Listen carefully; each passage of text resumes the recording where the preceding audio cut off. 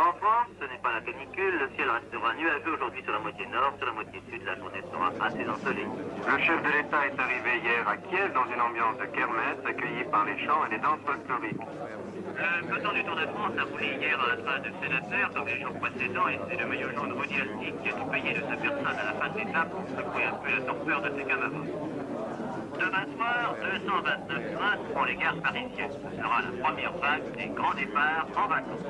Des statistiques officielles concernant l'écrit du baccalauréat ont été publiées hier pour les 13 académies de la zone nord.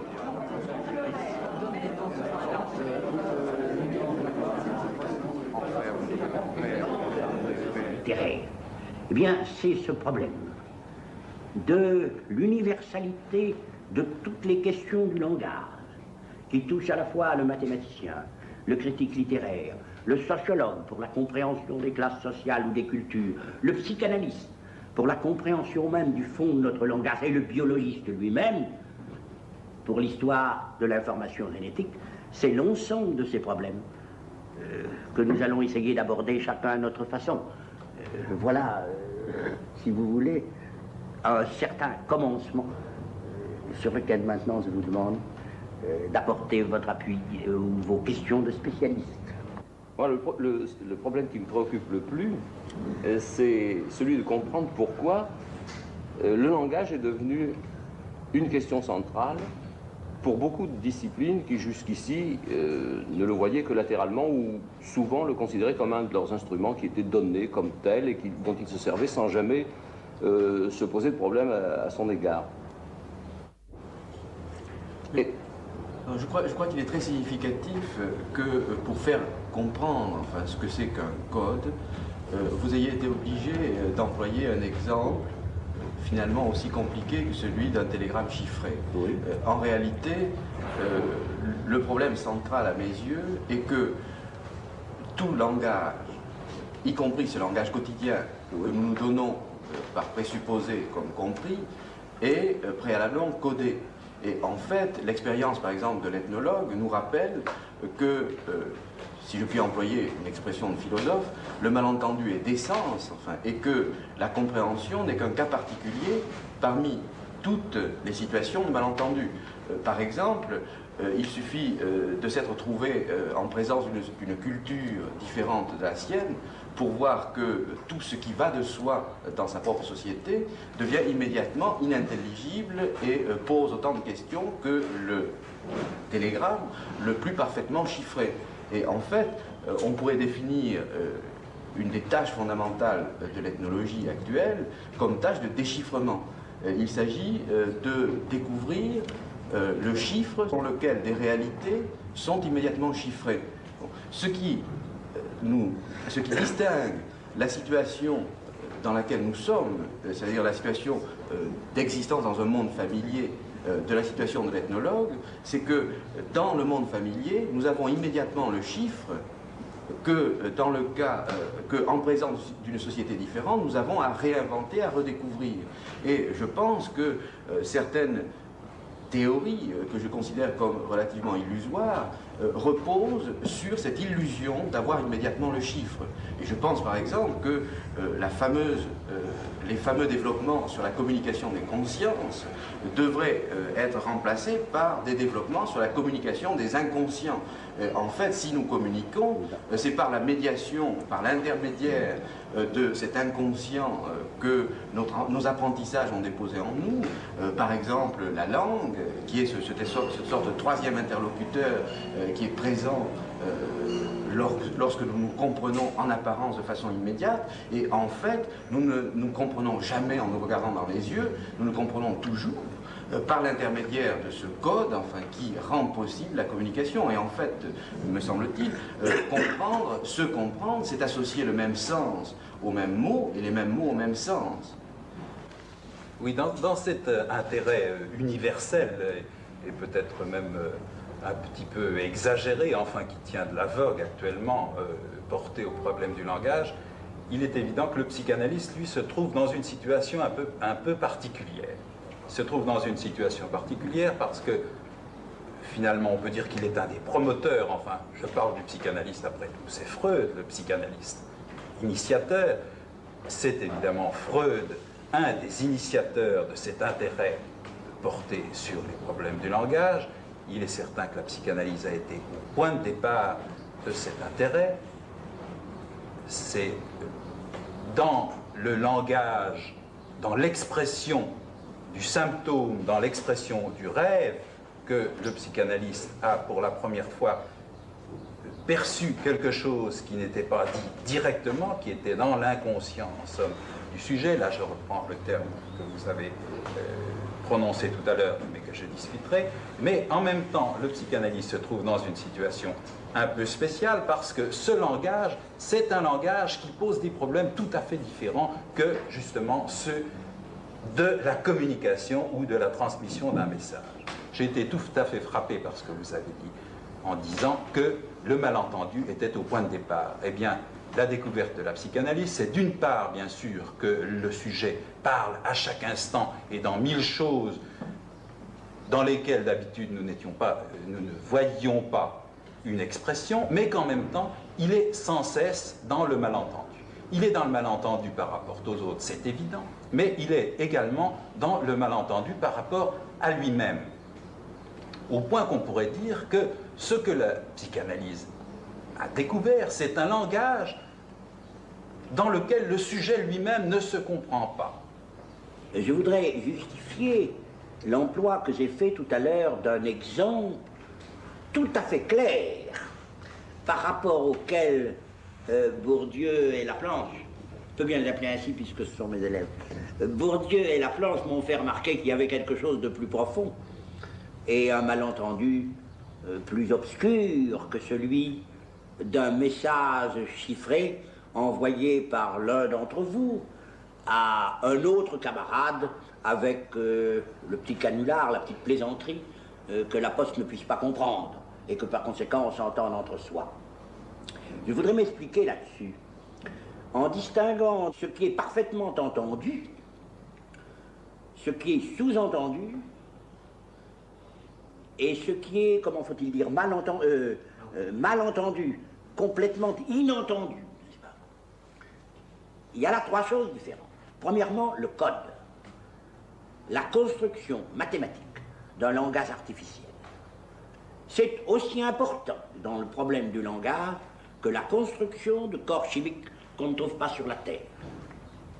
Ça donne une sorte d'exemple, de modèle fondamental de ce que c'est qu'un code. Les mathématiciens ou les logiciens fabriquent des langues artificielles.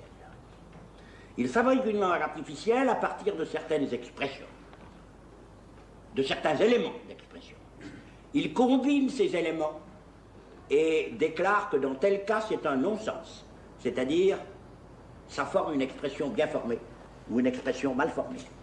À partir des expressions bien formées ou mal formées, il y a des expressions qui sont vraies, qui sont des thèses, et des expressions qui sont fausses, qui ne sont pas des thèses. À partir de cette construction, qui suppose bien entendu un codage au départ, et un décodage au retour, pour pouvoir l'appliquer à quelque chose de concret, il y a une construction. Laquelle construction est certainement très artificielle, mais très importante pour que nous puissions comprendre qu'il est impossible, avec les langues humaines, de reconstituer intégralement le code comme on le fait pour une langue artificielle. Non seulement c'est impossible pour les langues humaines, et pour le rapport de ces langues entre elles, qui est le problème de la traduction, mais c'est encore impossible à l'intérieur d'une même langue pour des milieux de culture différents, comme Bourdieu l'a montré en ce qui concerne des classes sociales et en ce qui concerne un enseignement. Il y a le malentendu, il est presque permanent. Mais il y a aussi dans les langues humaines quelque chose qu'il n'y a pas dans les langues artificielles ou dans les codages, il y a le sous-entendu. Si je vous dis « donnez-le-moi », parce que vous avez dans la main un crayon ou une plume. Donnez-le-moi, ça pourrait être n'importe quoi. Il y a quelque chose de sous-entendu par rapport à l'expression signifiée, mais c'est sous-entendu d'une manière consciente. Tandis que dans bien des cas, il y a un malentendu qui tient à ce que je ne m'entends pas moi-même, et à ce qu'en quelque sorte il y a une structure originale ou originaire qui m'échappe à moi-même et sur laquelle Freud a attiré notre attention, comme vous l'avez dit tout à l'heure. Il me semble que par cette distinction, nous pouvons déjà apercevoir l'espèce construction d'une langue avec expression bien formée, l'espèce du sous-entendu qui se trouve dans toutes les langues humaines, toutes les marges qu'il y a dans un texte, et le malentendu qui nous entraîne vers l'inconscient, par lequel nous ne nous comprenons pas mieux nous-mêmes que la nature ne se comprend quand elle fabrique des espèces héréditaires. Je ne sais pas comment un autre linguiste que moi réagirait à tout ce qu'il entend ici, mais moi je suis positivement effrayé de toutes les questions que vous posez à la linguistique sans que nous nous demandions d'abord si elle est compétente pour les résoudre. Par exemple, depuis Saussure au moins, nous nous méfions extrêmement de croire que quand nous décrivons des systèmes de signes, les règles que nous trouvons puissent fonctionner pour des systèmes d'indices, et ce que M. Bourdieu cherche dans les cultures qu'il étudie et chez les peuples dont il analyse les cultures, c'est, me semble-t-il, des systèmes d'indices, et ce n'est pas sûr que la linguistique toute cuite, disons, puisse être transportée sur la table sociologique. Et pour vous, monsieur Laplanche, le problème c'est celui-ci, vous traitez le langage comme une masse dans laquelle, exactement comme tout autre médecin, vous cherchez des symptômes. Est-ce que la linguistique qui dit ce qu'elle dit et croit ce qu'elle et dit ce qu'elle croit avoir découvert dans des systèmes de signes, est-ce qu'elle peut être transportée ici et maintenant dans l'analyse des psychanalystes? Je n'en suis pas sûr. J'ai vu d'ailleurs avec plaisir que vous faisiez des réserves sur l'utilisation de la linguistique dans ces domaines. Quand nous parlons, ou quand je parlais moi de l'histoire brusque, de l'explosion brusque d'intérêt de toutes sortes de sciences pour la linguistique, je pensais justement que cette histoire mérite d'être analysée, qu'on trouverait peut-être à justifier assez largement le mot que vous employez, qui était le mot vogue ou le mot mode. Il y a une vogue linguistique, une mode linguistique. C'est un problème d'histoire. Cette histoire n'est pas faite. Ce que je peux vous dire à ce propos, ce ne sera que des impressions de linguistes. Ce n'est pas nouveau, c'est une chose très importante pour nous. Nous pourrions avoir le sentiment que, après tout, nous sommes à une époque extraordinaire, que brusquement on découvre l'intérêt d'une science et que toutes les sciences se mettent à emprunter à la linguistique. Mais dans l'histoire de la linguistique elle-même, nous voyons par exemple, à la fin du XVIIIe, les gens qui s'intéressent aux langues empruntaient à une science dont les modèles ont l'air de fonctionner. C'est la paléontologie, le comparatisme. À ce moment-là, le comparatisme ne naît pas comme un coup de tonnerre dans le ciel serein chez les linguistes. L'idée de comparer les langues les unes aux autres. L'homme dont ils parlent toujours, et quand ils n'en parlent pas, l'homme qu'ils ont dans la tête, c'est Cuvier. Essayez de voir si on ne pourra pas retrouver la préhistoire des langues, il n'emploie pas encore le mot, exactement par les mêmes genres de comparaisons grâce auxquels Cuvier a ressuscité des animaux préhistoriques. Puis, à une autre époque, une autre science apparaît au premier plan. Ces modèles, comme nous dirions aujourd'hui, fonctionnent, donnent des explications remarquables. C'est les sciences naturelles. À ce moment-là, tous les linguistes se précipitent sur la langue qui fournit des modèles, et on explique la langue par l'organisme naturel. Le mot organismus règne dans toute la linguistique allemande nouvelle, dans tout le comparatisme allemand, jusqu'au moment où on s'aperçoit vers 1875 que on s'est embarqué sur une fausse piste. Puis c'est la psychologie qui devient la science vedette, et à ce moment-là, tous les linguistes se précipitent vers l'explication psychologique. Aujourd'hui, la linguistique bénéficie à son tour de ce rôle de science vedette. Il se peut que le bilan qu'on doive en faire ressemble un peu à celui peut-être qu'on a fait de l'emprunt précipité des concepts biologiques au XIXe siècle pour résoudre des problèmes linguistiques, puis l'emploi précipité qu'on a fait vers la fin du XIXe aussi à la psychologie pour résoudre des problèmes linguistiques. C'est en cela que je vois une part de mode, une part de vogue, qui n'est pas bienfaisante pour nous, parce que nous aimerions mieux qu'on étudie solidement et profondément la linguistique et qu'on délimite bien les zones où elle s'applique. Je voudrais tout de suite rassurer le linguiste. Enfin, je pense que l'ethnologie, et surtout l'ethnologie de la vie quotidienne, fait un abus considérable de l'analogie linguistique, qui n'est souvent qu'une métaphore, parfois poétique. Il me semble que ce qui est important, c'est de retenir ce qui est le postulat fondamental des sciences de l'homme, c'est-à-dire le postulat d'intelligibilité. Et en fait, ce que l'ethnologue ou le sociologue retiennent, c'est qu'ils doivent postuler qu'il y a du sens dans ce qu'ils ont à comprendre pour se donner une chance de le comprendre. Bon, et ils doivent postuler que le matériel dont ils traitent est chiffré pour se donner comme fin d'en chercher le chiffre. C'est tout. Et l'ethnologue ou le sociologue ne se donne pas plus. Et je pense que le fait central est que nous observons des malentendus sur le code, plus exactement des malentendus qui tiennent au fait que les gens qui croient s'entendre utilisent pour s'entendre des codes différents. Bon, je pense que ce que nous appelons l'ethnocentrisme, c'est-à-dire le fait de ramener les comportements, d'interpréter les comportements d'une autre culture par référence au code qui est celui de notre culture, l'ethnocentrisme est une illustration parfaite de cette illusion de l'absence de code qui est en fait la racine du malentendu. Et je pense de même qu'il y a un ethnocentrisme de classe qui porte les individus dotés de la culture savante, de la culture cultivée, à croire que cette culture est donnée à tous et que du même coup leur parole est immédiatement intelligible de tous. Voilà, alors écoutez, je voudrais quand même me justifier puisque je suis hélas le spécialiste des généralités comme philosophe. Pourquoi est-ce que j'abuse de ce beau langage? Tout simplement, vous venez de dire qu'il faut vous accorder le postulat d'intelligibilité, c'est-à-dire le postulat de la recherche d'un sens. Et moi, je suis bien obligé comme philosophe de dire que je ne peux parler de sens, de langage, qu'en en parlant. Et que le langage est en quelque sorte l'instrument universel, et que même une raison qui échapperait au langage, je dis ça, c'est un irréel, elle n'échappe pas au langage, car pour parler du langage, il faut encore le langage, de telle sorte que nous sommes ici au centre de tous les problèmes. Et s'il y a des métaphores poétiques, disiez-vous, ou en tout cas s'il y a des métaphores, des déplacements et des analogies qui sont risquées, c'est encore avec les moyens du langage que nous sommes amenés à les traduire. C'est mon instrument universel, je n'en ai pas d'autre. Oui. L'expression linguistique et la pensée sont intimement liées, de telle sorte que je ne peux penser sur le langage qu'avec le langage et que je n'en sortirai jamais.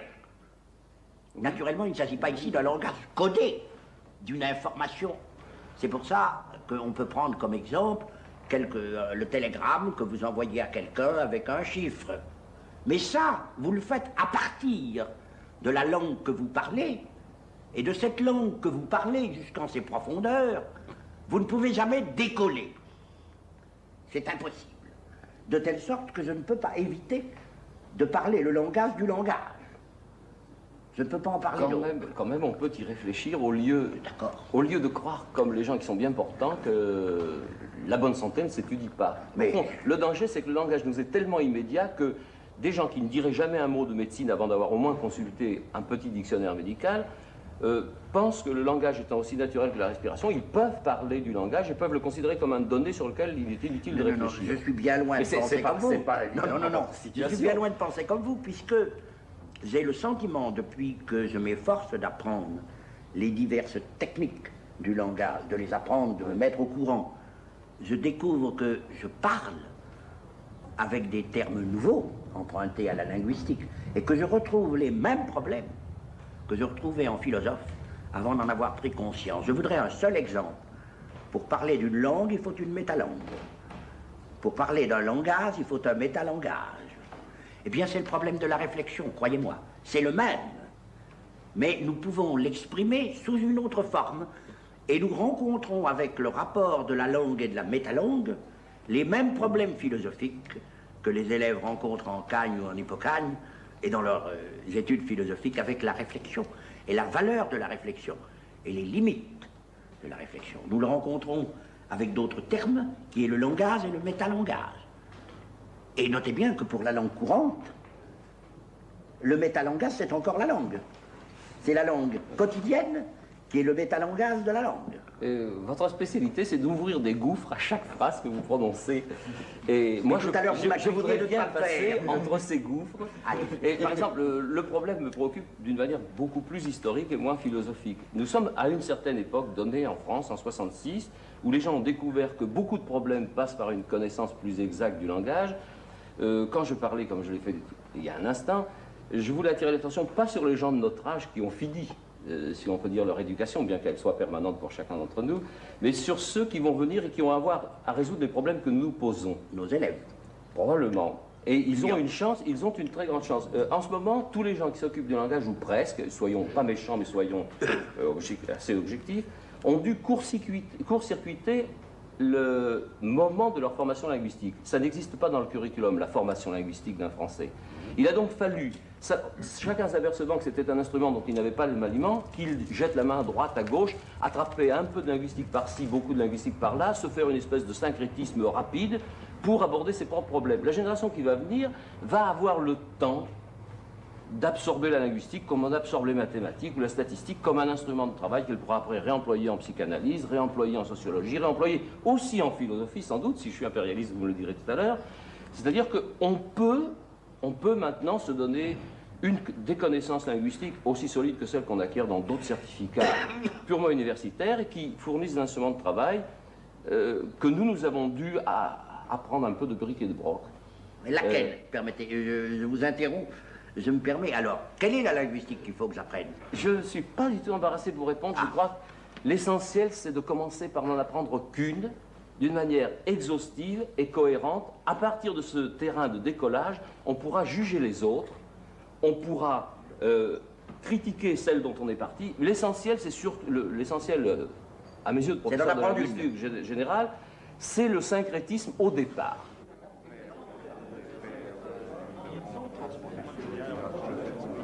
Nous venons d'écouter un dialogue entre des spécialistes sur le thème du langage et nous avons relevé 2 points de difficulté du strict point de vue du vocabulaire. Tout d'abord, la différence qui existe entre le système de signes et le système d'indices. Et ensuite, la question qui se pose à propos du terme métalangage.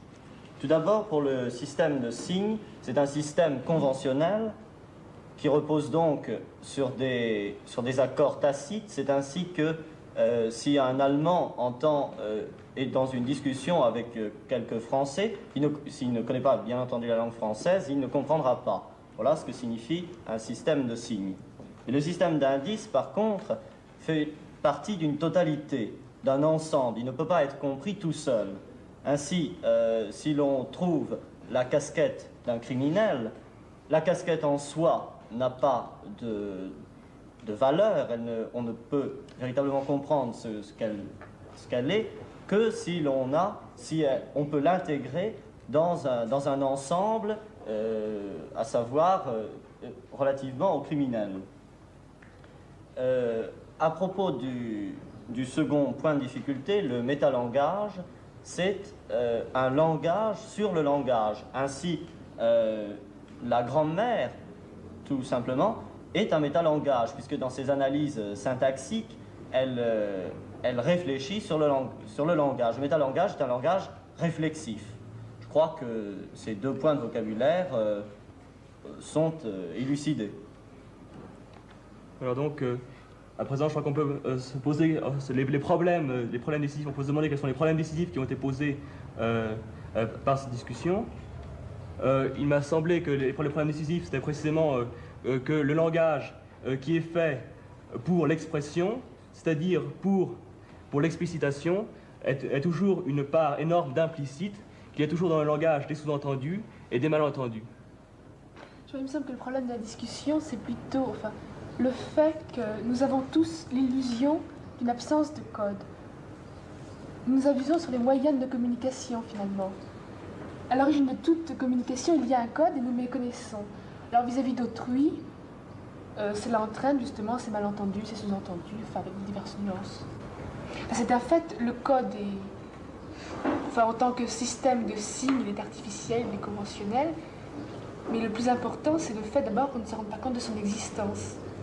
On a l'impression même qu'il n'existe pas. Quand on parle à quelqu'un, on croit que que toute communication est consciente, qu'on dit exactement ce qu'on voulait dire, alors que finalement on parle, mais on peut interpréter notre langage de façon différente. Et ce n'est pas tout à fait nous qui parlons dans ce que nous disons. C'est-à-dire qu'on prend le langage pour une cause, alors qu'elle n'est qu'une conséquence d'actes acquis précédemment. Et le code est une expérience personnelle, enfin chaque mot est le fruit d'une expérience personnelle, enfin le contenu qu'on donne à chaque mot, c'est le fruit d'une expérience personnelle. Donc même si chacun avait une connaissance réflexive du code, il ne pourrait pas non plus y avoir de communication, parce que même dans les signes du code, chacun met un contenu différent. Eh bien, un nouveau problème qui se soulève maintenant, c'est à propos de la phrase « La compréhension est un cas particulier du malentendu », sur lequel nous allons essayer d'apporter quelques explications. Surtout demander des explications. Demander des explications. Enfin, c'est-à-dire que le problème, c'est que le malentendu soit essentiel, finalement. Oui, c'est originaire. Et que ce soit la compréhension qui soit contingente. Finalement, ça se montre, par exemple, quand on veut traduire une langue, on se rend bien compte qu'une traduction n'est jamais exactement le mot qui colle avec le mot de l'autre langue. Mais je comprends pas bien comment on peut dire que la compréhension soit vraiment un cas particulier du malentendu, parce que quand même, quand on parle avec quelqu'un, même si on est français et qu'on parle anglais, on arrive à se faire comprendre en anglais, enfin. La compréhension est quand même plus fréquente que le contraire.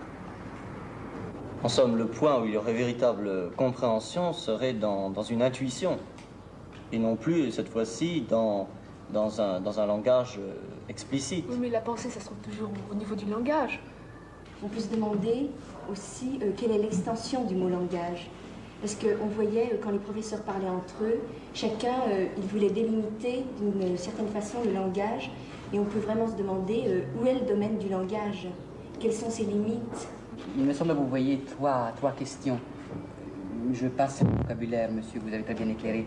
Mais je crois que vous voyez trois questions. L'une, mademoiselle, c'est la première. Vous avez parlé de l'incompréhension, mais du point de vue pur et simple, non pas de l'incompréhension, de cette sorte d'incompréhension qui viendrait d'un primat du silence ou de l'intuition ineffable, mais l'incompréhension qui vient simplement du fait que nous ignorons que nous utilisons un code. Ça, je crois que c'est le premier point, mademoiselle. Puis, il y en a deux autres qui vont ensemble. Il me semble que vous êtes un petit peu tourmenté, est-ce que je me trompe? Tourmenté ou au contraire satisfait par l'idée que il y a une sorte, si vous voulez, de condamnation du silence, de l'ineffable. Certains, enfin je ne sais pas si vous êtes satisfait ou mécontent, mais il me semble que ça tourne autour de ça. Autrement dit, autour de l'idée de la communication entre personnes. C'est bien ça? Le problème tourne autour, dans votre discussion, sur la question de la communication entre personnes. Et enfin, la troisième question, c'est ce que vous venez de dire, mademoiselle, je crois, c'est l'idée de l'extension du langage, et cette sorte d'extension condamnée, vous semble-t-il, à la fois par le professeur Mounin et par le professeur Bourdieu. C'est à peu près ça? Il me semble que ce sont ces trois questions, peut-être, que vous voudrez faire poser tout à l'heure, ou enfin, sur lesquelles vous voudriez peut-être... Faire des éclaircissements. Des éclaircissements. Oui. Dans la série animée par Madame Dina Dreyfus, inspectrice de l'Académie de Paris, assistée par Alain Badiou, Marie-Hélène Lavalard, Camille Pernaut, Pierre Trottignon, c'était la première émission sur le langage. Prise de vue à l'American Center for Students and Artists à Paris. Images Georges Meunier et Daniel Sarade. Son Georges Dadoun. Script Marie-Vonne Blais. Montage Josette Jourdan. Assistant réalisateur Jean-Jacques Chacmindès. Réalisation Jean Fléchet.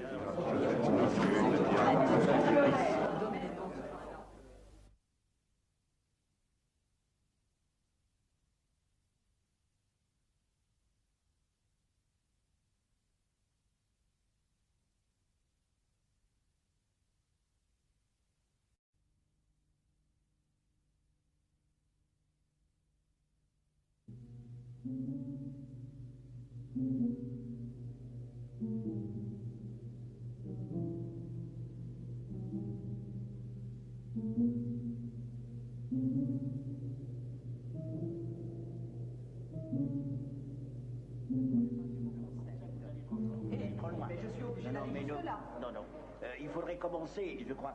Mais on peut continuer là-haut, vous savez. Oh non, non, mais en marchant. On peut continuer en marchant. Comme ça, vous voyez ce que je veux dire. Vous allez à la tête.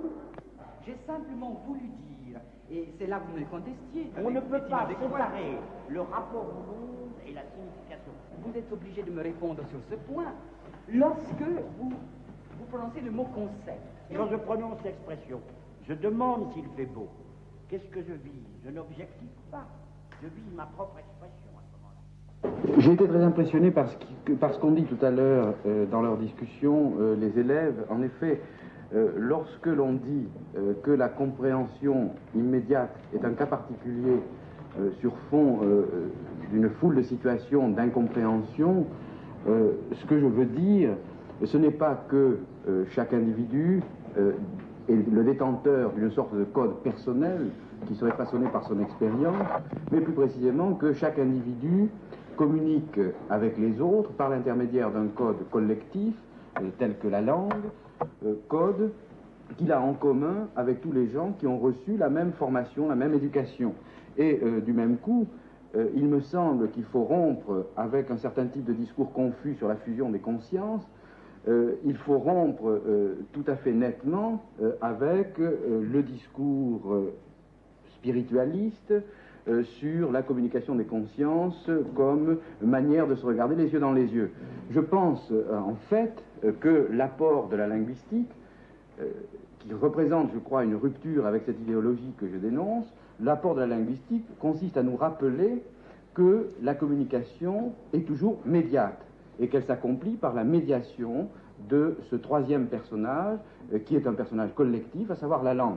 Et du même coup, le problème central, dans beaucoup de situations, devient de savoir pourquoi les individus oublient que leur communication est immédiate, pourquoi ils peuvent croire qu'ils se comprennent immédiatement les yeux dans les yeux.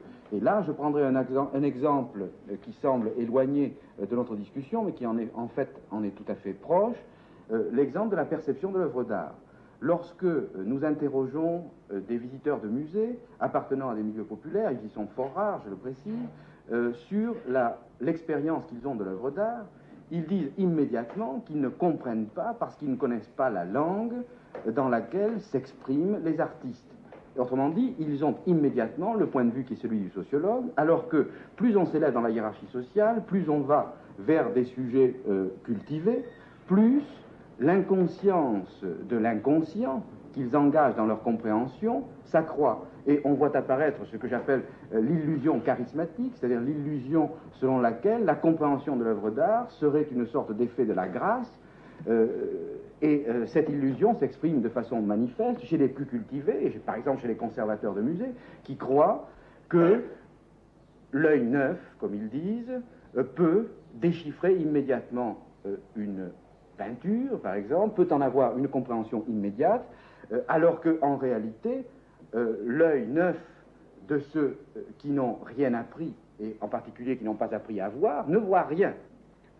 Oui, moi j'ai été frappé par votre utilisation du terme d'inconscient, ou d'inconscience d'ailleurs. Vous venez de dire à l'instant inconscience et non pas inconscient. Évidemment, on est tenté de définir dans les sciences de l'homme l'inconscient comme ce qui est en somme par devers nous, comme une sorte de code, à quelque niveau qu'il soit pris, un code dont tout le monde se sert, une véritable règle du jeu dont chacun se sert pour s'exprimer et qui structure en somme notre langage commun. Il est certain que nous, lorsque nous parlons d'inconscient, nous ne parlons pas de cet inconscient-là. Nous ne parlons pas des règles du jeu, ça peut être aussi bien les règles d'un sport, les règles de la politesse, ou même ces sortes de règles du jeu qui sont les règles de notre langage. Je pense que ce niveau-là également, nous devons l'envisager, mais nous ne le retrouvons qu'à travers toute une série de médiations très importantes. Comment est-ce que... Oui. Non, je pense qu'il est important de distinguer précisément les deux niveaux. Enfin, cet inconscient impersonnel dont parlent, je crois, les sociologues, les ethnologues et les linguistes, et cet inconscient personnel dont vous parlez. Oui, il est important de les distinguer, quitte ensuite à les retrouver, quitte ensuite par une série de médiations, d'intermédiaires, à retrouver ce problème de l'inconscient comme structure générale, comme structure sociale, comme structure ethnographique. Comment est-ce que nous abordons le langage et le problème de l'inconscient? Évidemment, nous l'abordons sur le plan de l'individu. Tout à l'heure également, on parlait de symptômes. Il est certain que ce que la psychanalyse a apporté par rapport aux symptômes, c'est que justement, elle ne l'envisage plus comme un indice Prenez un symptôme courant d'une névrose, qui est une paralysie, c'est le symptôme classique. Prenez la paralysie d'une main chez une hystérique, eh bien, envisager cette paralysie comme un symptôme, c'est tout simplement, en effet, savoir que nous avons affaire à une hystérique qui pourra présenter également tel ou tel symptôme et qui pourra être traité de telle ou telle façon. C'est là la valeur de symptôme. La découverte psychanalytique est tout autre. Elle découvre que cette paralysie d'une main a un sens, que c'est un certain discours, que c'est l'expression d'un certain désir. En d'autres termes, cette main, si elle est paralysée, c'est parce qu'elle pouvait servir à certaines manœuvres, disons, érotiques par exemple, à certaines manœuvres également agressives, et que si elle est paralysée, c'est à la fois pour exprimer le désir et pour l'interdire. C'est donc comme un véritable discours que le symptôme nous apparaît, ce n'est plus du tout au sens des sciences ni naturelles, ni même des autres sciences de l'homme. Oui, mais alors, en somme, ce qui vous rapproche, c'est que votre symptôme a un sens. Notre symptôme n'en est plus un, il est un discours. Sens. Mais ce sens, toutefois, est totalement ignoré du sujet. Il est totalement ignoré de l'individu, bien qu'il pourra être récupéré un jour ou l'autre. Précisément, et c'est là tout le problème, c'est que c'est un discours qui non seulement est ignoré du sujet, mais qui n'est adressé à personne. Une autre compréhension de l'hystérique, c'est de penser, par exemple, que l'hystérique joue la comédie, que si elle est paralysée de sa main, c'est pour qu'on lui dise quelque chose là-dessus. Ça n'est pas le cas. C'est un discours, ce n'est pas un bénéfice, ça peut être un bénéfice secondaire, ça peut être ce discours de la main paralysée, l'hystérique continue à l'avoir même si elle est seule. Elle ne l'adresse au départ à personne. Oui, mais ce qui fait que pour vous, c'est un langage et pas seulement un symptôme, c'est parce qu'il ne s'agit pas de quelque chose qui traduit une maladie comme la fièvre, il s'agit de quelque chose qui a un sens. C'est d'une part pour cela, mais c'est aussi parce qu'au cours de la cure, ce langage qui n'était adressé à personne devient adressé à quelqu'un et peu à peu entre dans un discours. Parce qu'il pourra y rentrer. Parce qu'il pourra y rentrer, parce qu'il pourra être à un certain moment devenir communication. Non, si vous permettez, c'est une parenthèse.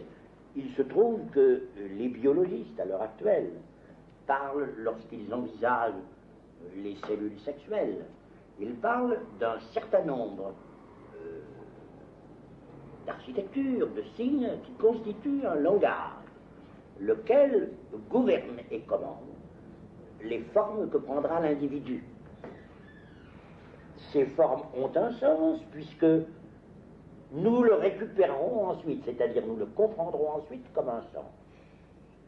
Est-ce que c'est la même chose, cet inconscient, que l'inconscient de votre individu? Non, non, c'est plus parce que justement, cet inconscient va pouvoir redevenir communication, va pouvoir rentrer dans un dialogue à un certain moment. Tandis que l'ensemble des architectures qui gouvernent ce qu'on appelle le génotype, c'est-à-dire des éléments à partir desquels se constitue l'hérédité et le maintien de l'espèce, ne sera jamais récupéré comme communication. Non. Bien qu'il le soit par l'homme, qu'il comprend aujourd'hui, n'est-ce pas? Tandis que votre malade verra un jour le contact s'établir, c'est-à-dire ce qui jusque-là était un sens totalement inconscient, redeviendra une communication. Mais attention, c'est une attitude réflexive et après coup. J'ai toujours envie de dire la même chose, moi, quand je vous entends. C'est-à-dire que je me convainc de plus en plus que la linguistique est une science de patience, de minutie, et qu'elle est toujours désireuse, tout au moins dans le temps présent, d'aller beaucoup moins vite que vous voudriez de la faire galoper pour les besoins de vos propres disciplines. Pour nous autres, nous en sommes toujours à Saussure qui disait la sémiologie est une science, et ce serait la science générale des systèmes ou des moyens de communication des hommes entre eux. La linguistique en serait peut-être la partie la plus importante, la partie privilégiée, mais elle n'en serait qu'une partie. Et cette sémiologie, nous devons bien dire, sans aucune acrimonie contre ceux qui ont commencé à la faire, qu'elle est toujours à faire. Je ne suis pas sûr que l'interprétation de tous les phénomènes que vous étudiez en psychanalyse ne relèverait pas d'une sémiologie plutôt que d'une linguistique. Parce que pour les linguistes, et ça entraînerait dans un discours un peu particulier, il y a un progrès qui a été fait au moins depuis 25 ans, c'est que le langage a des fonctions différenciées. Et nous aimerions bien qu'on les différencie toujours. Lorsque nous sommes à peu près d'accord, je crois, tous les linguistes d'aujourd'hui, sur le fait que la fonction centrale, sans laquelle le langage n'existerait pas en tant que tel, c'est la fonction de communication, qui est une fonction essentiellement sociale. Qu'à côté, le langage, qui est un instrument polyvalent, puisse être utilisé à d'autres fins, c'est certain. Il peut être utilisé pour manifester le sujet lui-même, dans certaines maladies, aussi dans les formes artistiques, par exemple, dans simplement les mouvements d'humeur de l'individu. Et lorsque nous le voyons comme instrument de communication, nous sommes sur un terrain solide, et c'est là, peut-être qu'on pourrait commencer à discuter. Le langage, lorsqu'on le définit en tant qu'instrument de communication entre les hommes, on fournit aussi des critères de vérification, ce qui préoccupait nos auditeurs ce matin, sur l'intercompréhension. Quand je dis Nicole, apporte-moi mes pantoufles, l'intercompréhension fonctionne à tous les coups dans un groupe de locuteurs de langue française. Eux se préoccupaient justement des limites de cette intercompréhension. Mais avant de s'occuper des limites, il faut s'occuper de l'immense quantité des communications qui, dans la journée, pour téléphoner, pour manger, pour nous réunir, car enfin c'est un triomphe de la communication, même pour ceux qui ne croient pas à la communication des consciences, que ces 25 personnes qui sont ici se trouvent à cet endroit pour parler de ce sujet et en parlent. Croyez-vous qu'il n'y a pas un malentendu fondamental lorsque je dis Nicole, apporte-moi mes pantoufles? Je ne crois pas, on ne vous apportera jamais un micro, ni une montre. Et pour nous, la communication, c'est très humble peut-être pour un psychanalyste. Mais si on veut faire l'économie de cette étape d'analyse extrêmement humble, on ne saura rien sur le langage, on continuera à écrire des romans sur le langage. Permettez-moi une seule question. La communication est certainement une fonction fondamentale, mais on communique sur quoi? C'est-à-dire qu'il n'y a pas seulement une question de communication, il y a une question, comme on dit, de message, ou si vous voulez, de contenu de la communication. La communication ne doit pas être seulement la communication entre deux locuteurs, entre celui qui émet et celui qui reçoit. Elle doit être encore tout un contenu qui est émis. Le problème du contenu de la communication est tout aussi important que le problème de la communication. Sur ce point, je pense qu'on peut faire une réponse de fait. Le fait de parler pour ne rien dire, c'est encore parler pour dire quelque chose, pour dire que l'on parle plutôt que de se taire. Enfin, je pense que c'est là un des faits fondamentaux sur lesquels les sociologues et les ethnologues ont réfléchi. Je pense que, par exemple, la prohibition de l'inceste peut être décrite comme la prohibition du fait de parler tout seul. L'incestueux est celui qui parle tout seul, qui, au lieu de communiquer cette parole qu'est la femme qui lui a été attribuée par la biologie... Enfin, métaphore. C'est une métaphore, sûrement. C'est une métaphore. Non, parce que vous êtes en train de prendre des communications qui n'ont pas une visée objective, ce que un philosophe appelait des actes non objectivants. Ça veut dire simplement ceci, que l'expression ne renvoie qu'à elle-même. Vous êtes en train de prendre des cas où, au lieu de communiquer quelque chose du monde de l'un à l'autre, car vous m'avouerez qu'il y a trois termes dans la communication. Celui qui parle, celui qui reçoit, et le contenu. Ce contenu compte bien dans le langage. Oui, et bien, vous êtes en train de prendre un exemple de communication où la communication se prend elle-même. Oui, mais du point de vue du sociologue ou de l'ethnologue, ces phénomènes ont une importance énorme. Des phénomènes comme la fête, des phénomènes comme l'échange de dons, des phénomènes comme l'échange de défis et de ripostes dans l'échange d'honneur, etc., sont typiquement des phénomènes de communication pour la communication, dont le contenu est précisément la communication, mais qui ont une fonction sociale éminente en ce qu'ils ont pour fonction de dire qu'on communique plutôt que de ne pas communiquer, que l'on fait donc partie d'une communauté, que l'on crée une communauté par l'acte de communication. Et je pense que une foule de phénomènes sociaux serait inintelligible et absurde purement si on ne faisait pas intervenir cette fonction déterminante, enfin, à savoir d'établir des relations plutôt que de ne pas en établir. C'est-à-dire qu'il y a un impératif social fondamental, et je crois que c'est le sens du tabou de l'inceste, ou de l'impératif, par exemple, l'interdiction du prêt à intérêt. Enfin, une foule de conduites ont le même sens, à savoir, il faut parler. Alors je pense, non, parce que je pense simplement à un exemple. Allant l'autre jour voir une pièce de Ionesco, sur la scène, je n'ai pas vu de Ionesco, Mais dans la queue qui attendait devant le théâtre français, tout le monde faisait du Ionesco. C'est-à-dire on parlait pour parler. On récitait des lieux communs en vue d'établir un échange pendant l'attente. Le Ionesco était dans le public. Vous venez de prononcer le mot lieu commun. Enfin, le mot lieu commun était une merveille. Enfin, les lieux communs sont précisément les terrains communs, les terrains de rencontre à propos desquels on peut parler pour ne rien dire. Enfin, je pense par exemple aux romans de Nathalie Sarraute, enfin, qui sont tout au long, enfin, des tissus de lieux communs, enfin, lieux communs qui rendent possible l'existence de groupes sociaux qui n'auraient pas grand-chose à se dire s'ils avaient à se dire du contenu. Mais là, je pense que vous ne verriez aucune objection à dire qu'en effet, là, nous sommes dans un domaine qui est celui d'une science générale de la communication, c'est-à-dire dans le domaine d'une sémiologie et non pas, en effet, dans le domaine de la linguistique. Ça, nous vous l'accordons tout à fait volontiers. Nous sommes d'emblée plongés dans des systèmes de signes dont la science... Attention, de signes ou de symboles, ou d'indices, ou de symptômes... attention, mais nous sommes quand même dans des systèmes de signes qui conservent certaines caractéristiques qui les rapprochent malgré tout du langage. Il est certain que le tabou de l'inceste, c'est l'obligation d'échanger avec quelqu'un d'autre. Et là, nous rejoignons un certain nombre de systèmes symboliques qui sont peut-être d'ailleurs, eux, à la racine de cet inconscient individuel dont nous parlions tout à l'heure. Il est certain que pour nous, l'inconscient individuel retrouve un certain nombre de structures qui, elles, sont des structures profondément inter-individuelles. Je ne dirais pas sociales parce que c'est peut-être un terme que je n'aime pas beaucoup. Bon. Nous retrouvons notamment des structures qui sont celles des fantasmes. Nous parlions tout à l'heure d'un symptôme. Un symptôme qui exprime quelque chose, exprime toujours un désir, et le désir d'un individu est mis en scène dans un certain fantasme, où le sujet se raconte, il peut se le raconter en mots, et consciemment, souvent on sait qu'il se l'est raconté, ou on peut reconstruire la façon dont il se l'est raconté, il se raconte une certaine scène qui lui apporte une certaine satisfaction. Eh bien, ces fantasmes sont évidemment éminemment individuels, mais retrouvent néanmoins des structures collectives. Nous savons qu'il n'y a pas une infinité de fantasmes, ou en tout cas nous savons qu'il y en a un certain nombre, je ne dirais pas d'archétypes, mais de types. Il y a, comme disait Freud, un certain nombre de fantasmes originaires, par exemple les fantasmes dits de la scène primitive, ou encore le fantasme dit de la castration. Eh bien, c'est à travers ces fantasmes, structures toujours semblables, que l'inconscient individuel va rejoindre des structures collectives.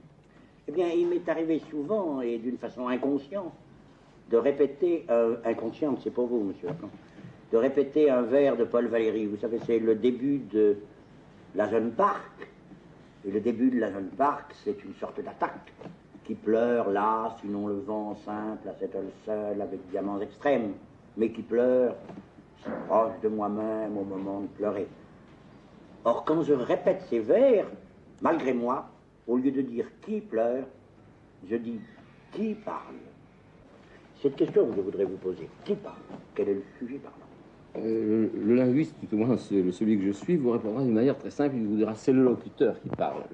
C'est une manière très simpliste de répondre, mais au fond, plus je vous écoute et plus je suis parlé, et je suis frappé du fait que cette place centrale que les problèmes du langage occupent dans les sciences humaines d'aujourd'hui, c'est pas la linguistique qui l'a revendiquée, à la différence de beaucoup d'époques scientifiques où une science arrive avec ses conquêtes dont elle est fière, avec son impérialisme, et dit à partir de maintenant, c'est avec moi qu'on va compter, c'est à partir de moi qu'on va tout organiser. Nous sommes assez satisfaits, plutôt disons une formule plus modeste. Moi, je suis assez satisfait quand je dis que la linguistique pourrait être une bonne science auxiliaire de toutes vos sciences spéciales.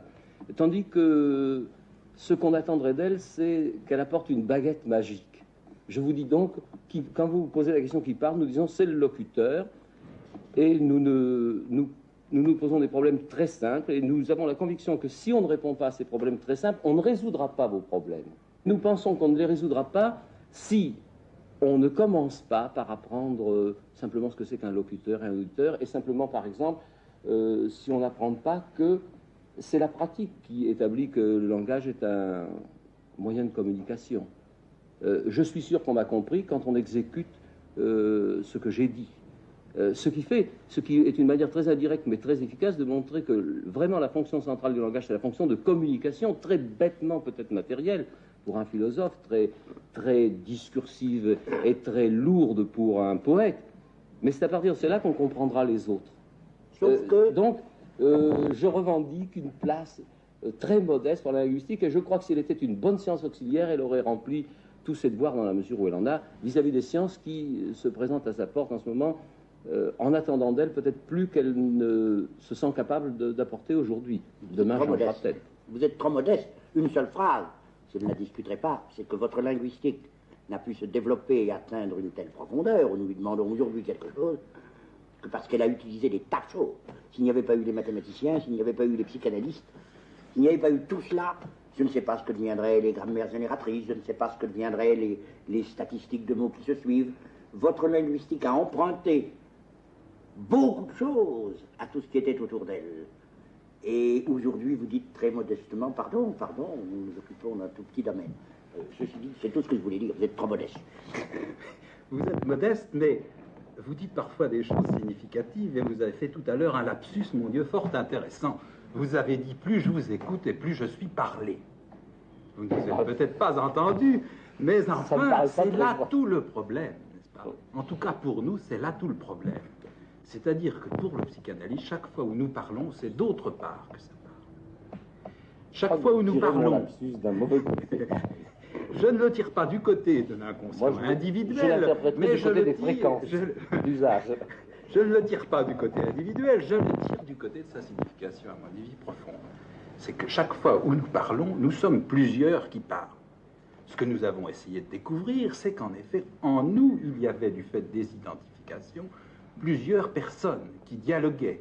J'ai parlé tout à l'heure de fantasme. Ces personnages du fantasme se retrouvent constamment à l'intérieur du sujet, dialoguant entre eux, dialoguant dans le rêve, mais dialoguant également constamment à l'état subliminaire ou inconscient.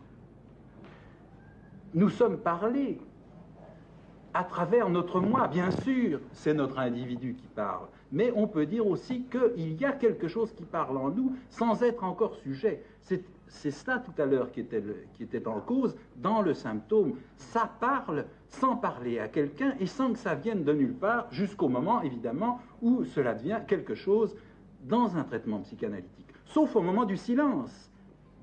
Parce qu'au moment du silence, en effet, là, nous ne parlons plus à quelqu'un et peut-être personne ne parle plus à nouveau. Vous avez cité un très beau vers de Valéry, moi j'en citerai un autre de Hölderlin, qui est merveilleux. Ein Zeichen sind wir, nous sommes un signe, sans interprétation, insensible, et nous avons presque perdu le langage dans le lointain. Eh bien, par moments aussi, nous ne sommes plus quelqu'un qui parle, nous sommes parlés, comme vous l'avez dit, et même nous servons de signe dans un discours qui nous dépasse. De même que, là, nous rejoignons tout de même quelque chose de concret, puisque je vois, vous pensez que parlons un peu métaphysique, nous rejoignons quelque chose de concret, qui est le fait que, étant petit enfant, et même avant étant fœtus, avant de naître, avant même d'être conçu, nous étions déjà un signe véhiculé par la famille. Nous étions déjà le signe du désir de quelqu'un, ou au contraire de son agressivité, de sa haine. L'indice, moi je dirais. Il devait être interprété, il ne pouvait pas être lu.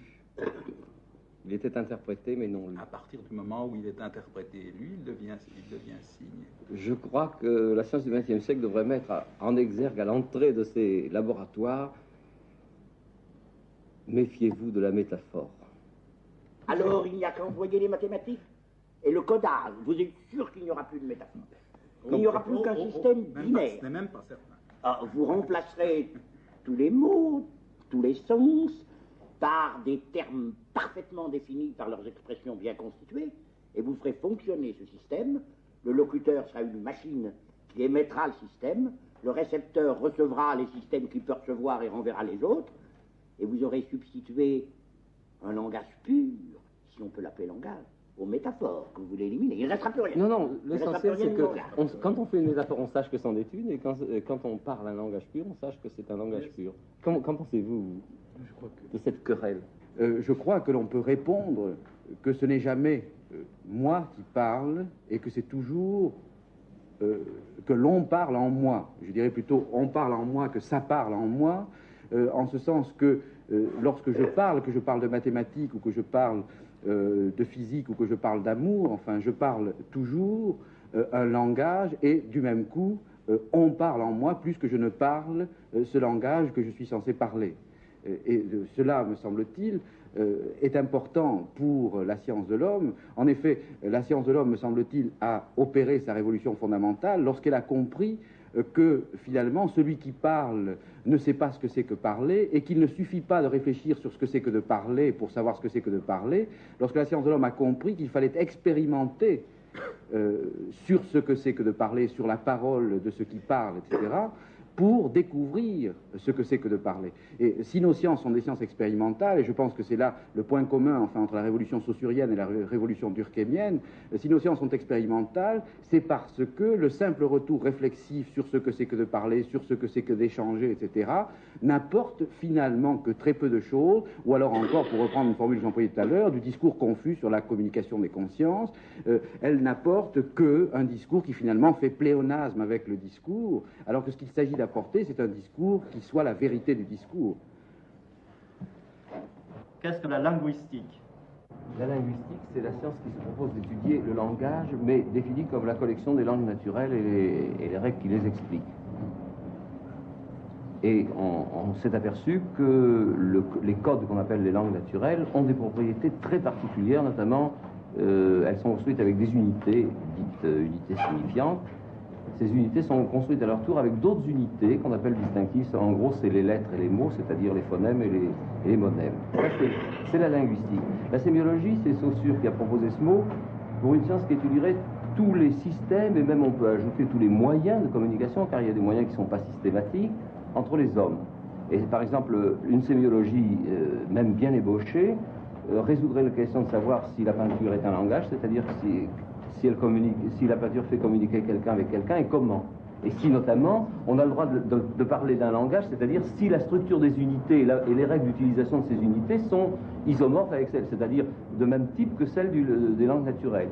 La même chose pour la sculpture, le catch, le cinéma, etc. Vous voyez, il faudrait étudier aussi les règles de politesse, tout ça c'est de la sémiologie. Et la sémantique, c'est l'étude du sens, des significations. Par exemple, quand j'ai étudié, moi, tous les mots qui désignent des habitations, j'essaie de voir qu'est-ce que ces mots ont de commun quant à leur signification, c'est-à-dire quels sont les traits qui font que dans notre esprit, on les apparente quant au sens. À propos de l'exemple de la main paralysée, est-ce qu'on peut parler de langage? C'est-à-dire, le problème que nous posons, c'est de savoir si on peut parler de langage lorsqu'il n'y a pas de communication, lorsqu'il n'y a pas intention de communication. Bon, alors je crois que ça, c'est une des questions de fond, et je pense qu'elle va être reprise dans les autres émissions. Autrement dit, vous voulez demander si véritablement, quand on emploie le mot langage, c'est ce que vous dit monsieur, finalement, monsieur Moulin, est-ce qu'on a le droit de l'employer en toute rigueur dans la psychanalyse quand on parle par exemple d'une main paralysée? Et je crois que ça, c'est une des questions que vous poserez, il ne faut pas répondre maintenant, vous répondrez demain. Non, vous répondrez demain.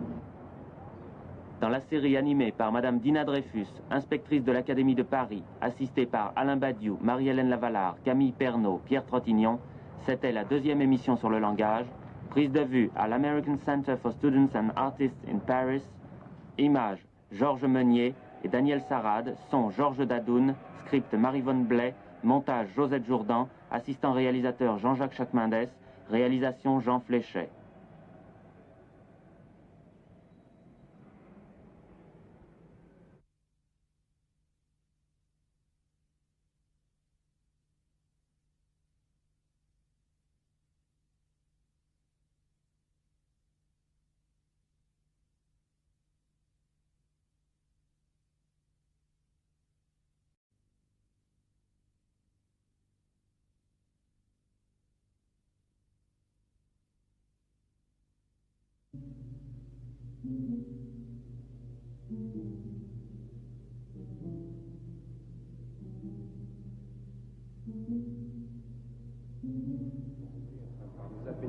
C'est par nos précepteurs. Alors je dirais les appétits, c'est pour la planche, les précepteurs, c'est pour moi.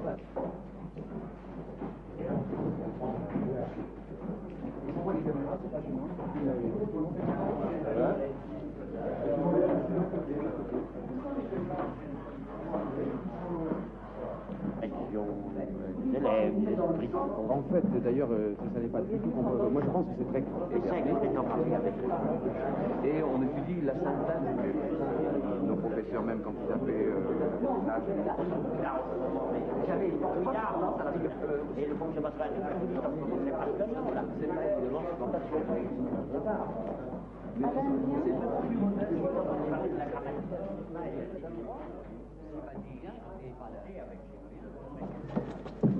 Il me semble que nous pouvons déjà faire le point d'un certain nombre de questions examinées.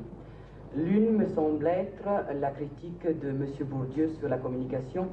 Je vous rappelle que le professeur Monin a défini le langage par la communication. La critique de M. Bourdieu vise l'idée et l'expression de communication des consciences. En effet, la communication n'est pas une communication des consciences, ce ne sont pas des consciences qui communiquent, c'est-à-dire des intériorités, des subjectivités, des sujets. Ce sont des personnes engagées dans des situations réelles, dans des pratiques et dans des cultures déterminées. Et si le langage est compris, si ces personnes se comprennent entre elles, c'est parce que le langage est un élément de cette culture, l'expression de cette culture appartenant à un groupe déterminé. L'autre question me semble être la différence qu'on peut introduire entre langage ou parole et code. Lorsque je parle à quelqu'un, je vais lui dire quelque chose, très simplement, et mon interlocuteur comprend mon intention. C'est ce qu'on peut appeler au sens strict langage ou parler ou parole. Or, des objets usuels ou esthétiques ou artistiques, par exemple un verre ou un tableau, en ce sens strict ne parlent pas. C'est très clair, ça va de soi, ils disent rien. Pourtant, il faut les comprendre. C'est-à-dire qu'il faut pouvoir utiliser le verre, s'en servir pour boire, ou goûter le tableau. Or, utiliser un objet usuel ou goûter un tableau, cela n'est possible que dans la mesure où cet objet et ce tableau font partie d'une culture, sont les éléments d'une culture, et ne peuvent être compris que à la lumière de cette culture dont ils font partie. Donc, d'une certaine manière, ils demandent eux aussi à être compris, c'est-à-dire déchiffrés. Donc, bien que ce ne soit pas des objets linguistiques, ce ne sont pas non plus des objets bruts, on peut les appeler des objets codés.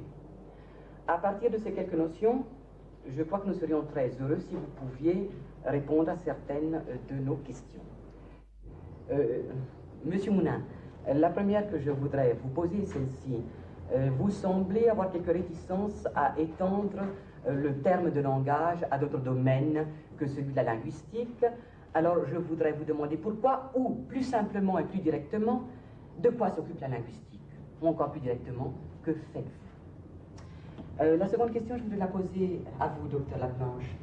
Vous avez dit qu'un symptôme névrotique est une sorte de langage, de discours que tient le malade. Mais vous avez dit également qu'il ne s'adresse à personne.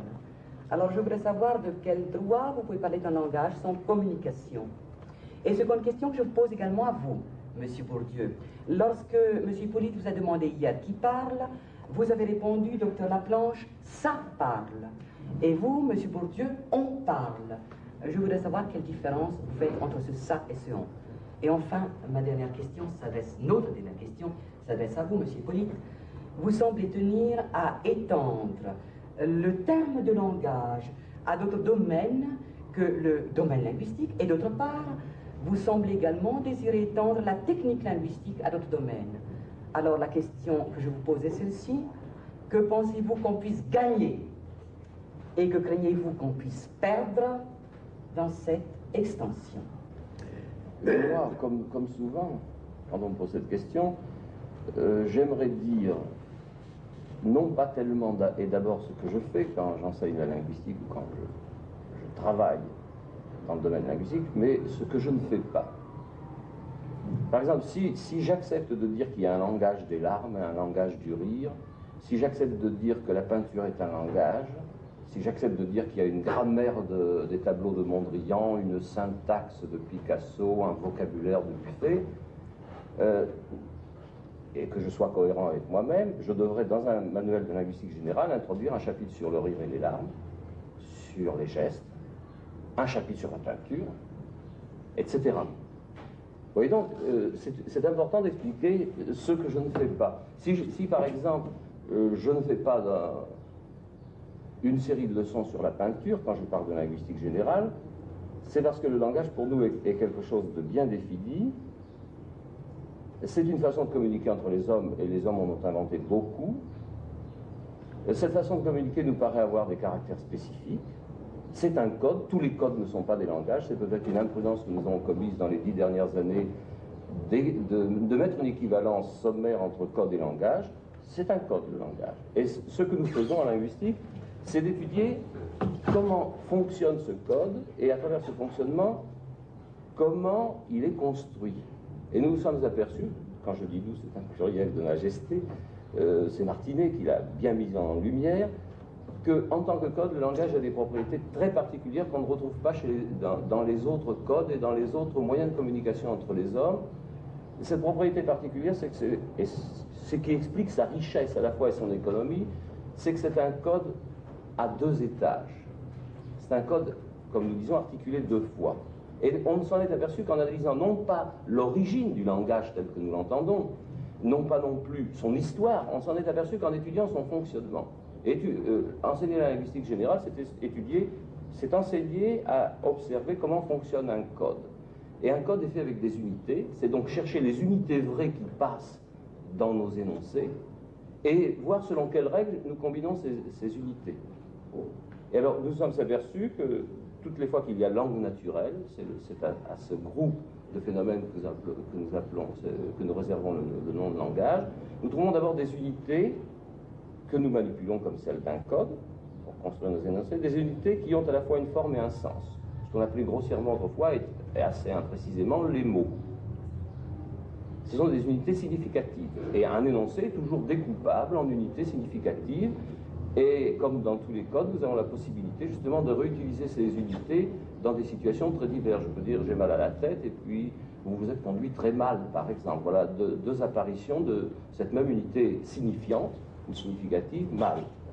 Mais on s'est aperçu que la richesse et l'économie de ce code qui nous permet de traiter de milliards d'énoncés, c'est-à-dire de milliards de situations, vient aussi du fait que ces unités ne sont pas insegmentables, elles sont construites elles-mêmes à partir d'un très petit nombre d'unités, qui sont des unités cette fois non significatives, des unités purement distinctives avec lesquelles nous construisons celles qui ont un sens, ce sont les phonèmes.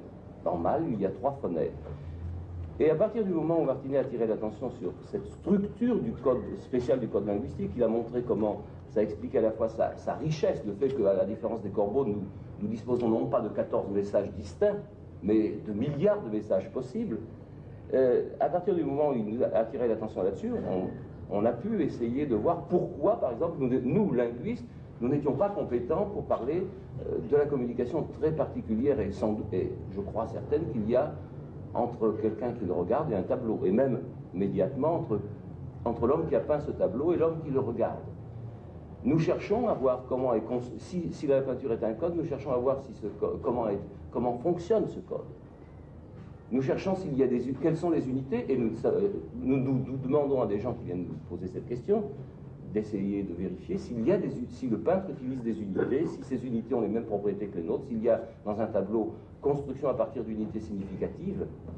Et jusqu'à maintenant, il y a peu de gens qui ont travaillé dans ce domaine. Pour l'instant, nous disons prudence, apprenez nos techniques, essayez de voir si avec nos techniques vous pouvez décrire les problèmes de communication qui vous intéressent, mais ne supposez pas le problème résolu, n'allez pas parler de la grammaire de tel cinéaste et de la syntaxe de tel danseur.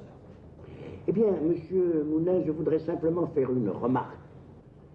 Cette remarque vient à un certain nombre de termes que vous avez employés.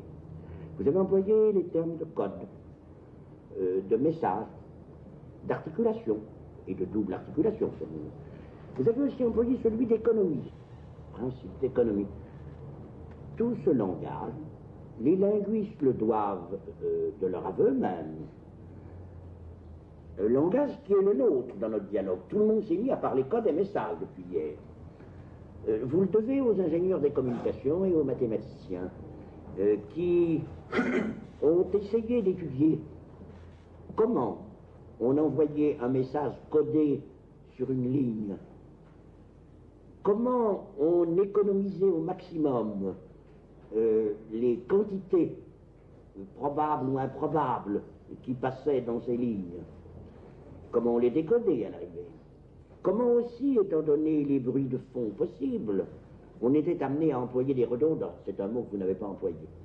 Eh bien, nous pourrions dire que les ingénieurs des communications, les théoriciens d'une certaine écriture et d'envoi de messages ont inspiré les linguistes, et comment, à leur tour, les linguistes, avec tous les problèmes qu'ils rencontrent, posent des questions à ceux qui sont des disciples de Shannon ou de la théorie de l'information. Et vous assimilez la langue, au sens où Saussure distingue la langue de la parole, à la possession interne d'un code. Oui.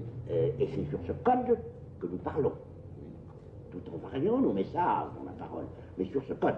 L'assimilation de la langue à un code est certainement extrêmement utile du point de vue analogique, mais elle se heurte à un certain nombre de difficultés dans l'extension du mot par rapport au sens très rigoureux qu'il possède. Eh bien, je dirais que nous savons très bien, le travail que je souhaite montre que nous ne savons pas encore assez bien, que le langage c'est en partie un code, qu'il y a une partie codique, comme on dit dans le langage, mais nous analysons de plus en plus tout ce qui permet à ce code de fonctionner et qui n'est pas résoluble en termes de la théorie de la communication. Par exemple, nous apprenons à analyser des situations. Dans un certain sens, les ingénieurs de télécommunications, on ne devrait pas dire qu'ils codent, ils recodent toujours quelque chose qui a déjà été codé dans la tête des locuteurs. Il n'y a pas de théorie des télécommunications pour expliquer ce qui se passe entre le moment où je décide de parler et ce que je dis. Mais l'ingénieur des communications, il code, oui, parce qu'il prend la parole commune et il la code avec des règles de codage bien définies, bien précises, des règles d'économie, de transmission, de redondance, etc. Mais vous dites qu'il code ce qui a déjà été codé. À ce moment-là, vous réfléchissez le mot code dans un sens plus vaste. Oui, vous m'avez posé une question bien délicate avec ce problème du symptôme que le langage. Je vous ai parlé du symptôme, nous avons parlé incidemment du lapsus, il y aurait aussi le rêve. Prenons le rêve, puisque c'est là-dessus que la psychanalyse a opéré ses découvertes. Eh bien, en quoi le rêve se rapproche-t-il d'un langage? A-t-il des éléments communs avec un langage? D'abord, le rêve était raconté, ou le rêve était écrit. Lorsque Freud analysait ses premiers rêves, il les écrivait. Ensuite, il prenait ses rêves en les découpant en éléments discrets.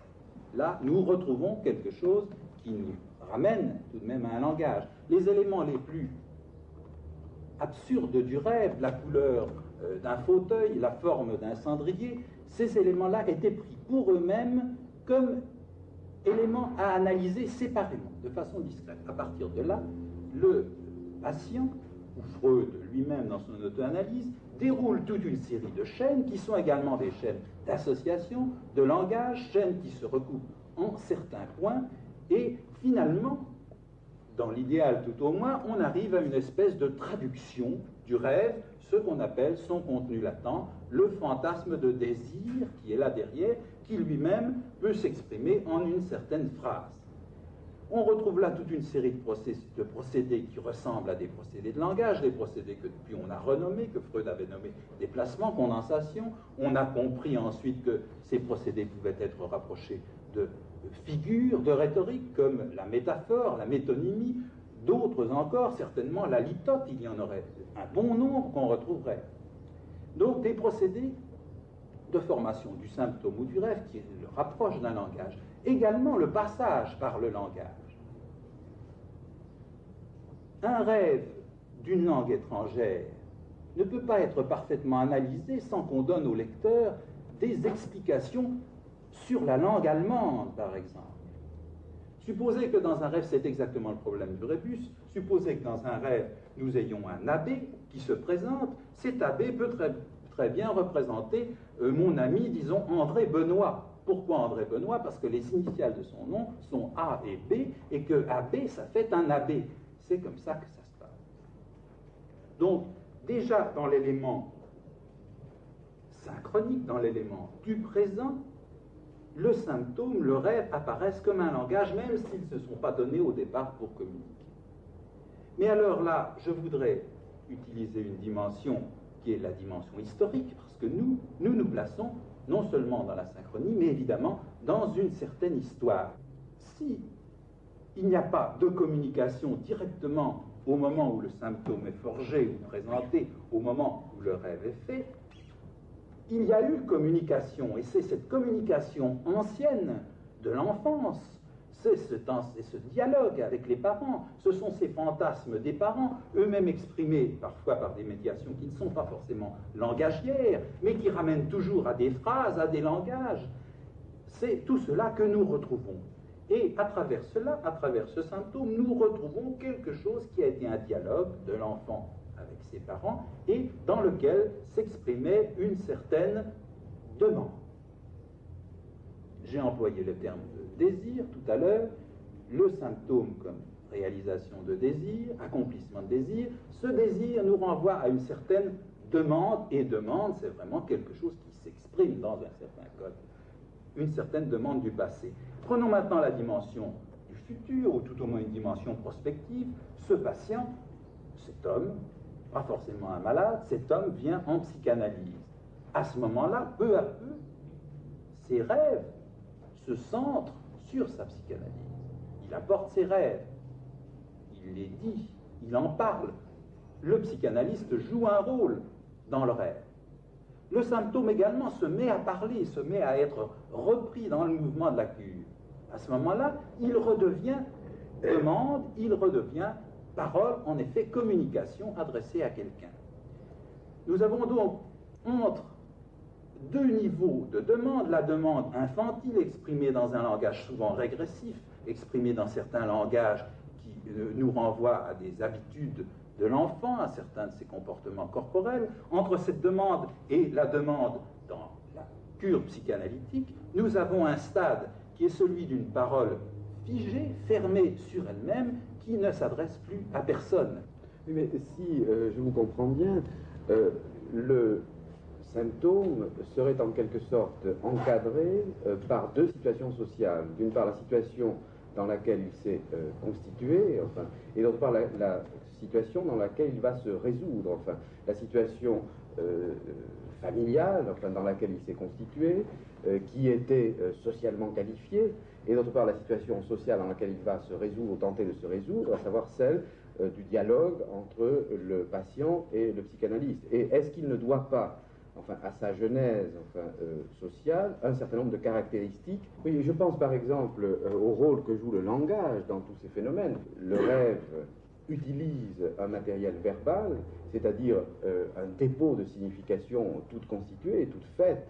Et à l'intérieur de ce dépôt de signification, il y a des choix culturels plus ou moins arbitraires qui sont engagés. De même, le rêve qui se raconte utilise un certain matériel verbal, le psychanalyste qui parle ou ne parle pas, enfin utilise ou n'utilise pas un certain matériel verbal. Bref, je pense par exemple à une situation que j'ai observée en Kabylie. Tout le système culturel est dominé par l'opposition entre le masculin et le féminin, opposition qui se monnaie sous forme d'opposition secondaire, telle que l'opposition entre le droit et le courbe, entre le droit et le gauche, etc.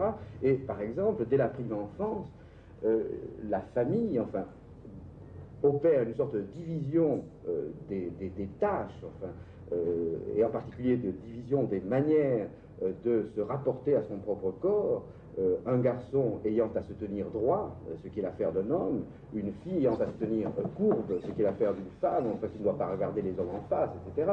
Bon. Et il me semble que le langage est une des médiations fondamentales, enfin, du rapport que les individus entretiennent avec leur propre corps.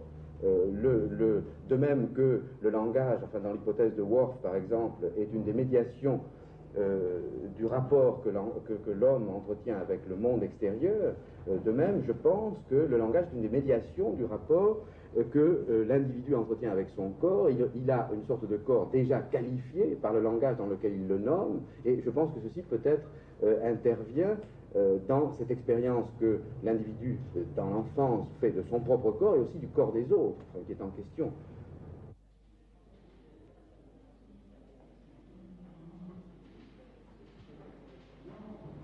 Alors ma question est celle du langage du rêve. Ce langage, le psychanalyste ne peut le connaître que s'il est lui-même exprimé dans un autre langage. Alors mon problème est celui de l'interférence précisément entre ces deux langages. Oui, vous posez là une question tout à fait intéressante et importante. Il y a en effet une interférence très grande entre ces deux langages. Le langage des images, le rêve tel que nous le vivons, évidemment, nous ne le connaissons que individuellement. Nous ne pouvons le communiquer qu'en le racontant. Mais ce langage, ce récit du rêve lui-même est dans des relations tout à fait intimes avec la formation des images du rêve. En d'autres termes, certains ponts verbaux, certains moyens de passage d'une expression à une autre qui sont utilisés dans le discours d'un patient, nous supposons et nous vérifions qu'elles ont déjà été utilisées, que ces ponts ont déjà été utilisés dans la formation des images du rêve. Par exemple, je vous ai donné tout à l'heure cet exemple de l'abbé. Eh bien, c'est justement un passage de ce genre. Mais vous avez des phénomènes encore plus curieux. Si quelqu'un vous raconte un rêve et vous dit « ce rêve est flou » ou « ce rêve est gris », par exemple, vous pensez que c'est quelque chose qui est dit sur le rêve. En réalité, vous avez à le réintroduire, cette parole, vous avez à la réintroduire comme un élément de signification à l'intérieur du rêve. En d'autres termes, ce rêve est gris pourra vous renvoyer, par exemple, à quelqu'un qui a été gris, qui était ivre et que vous avez rencontré la veille.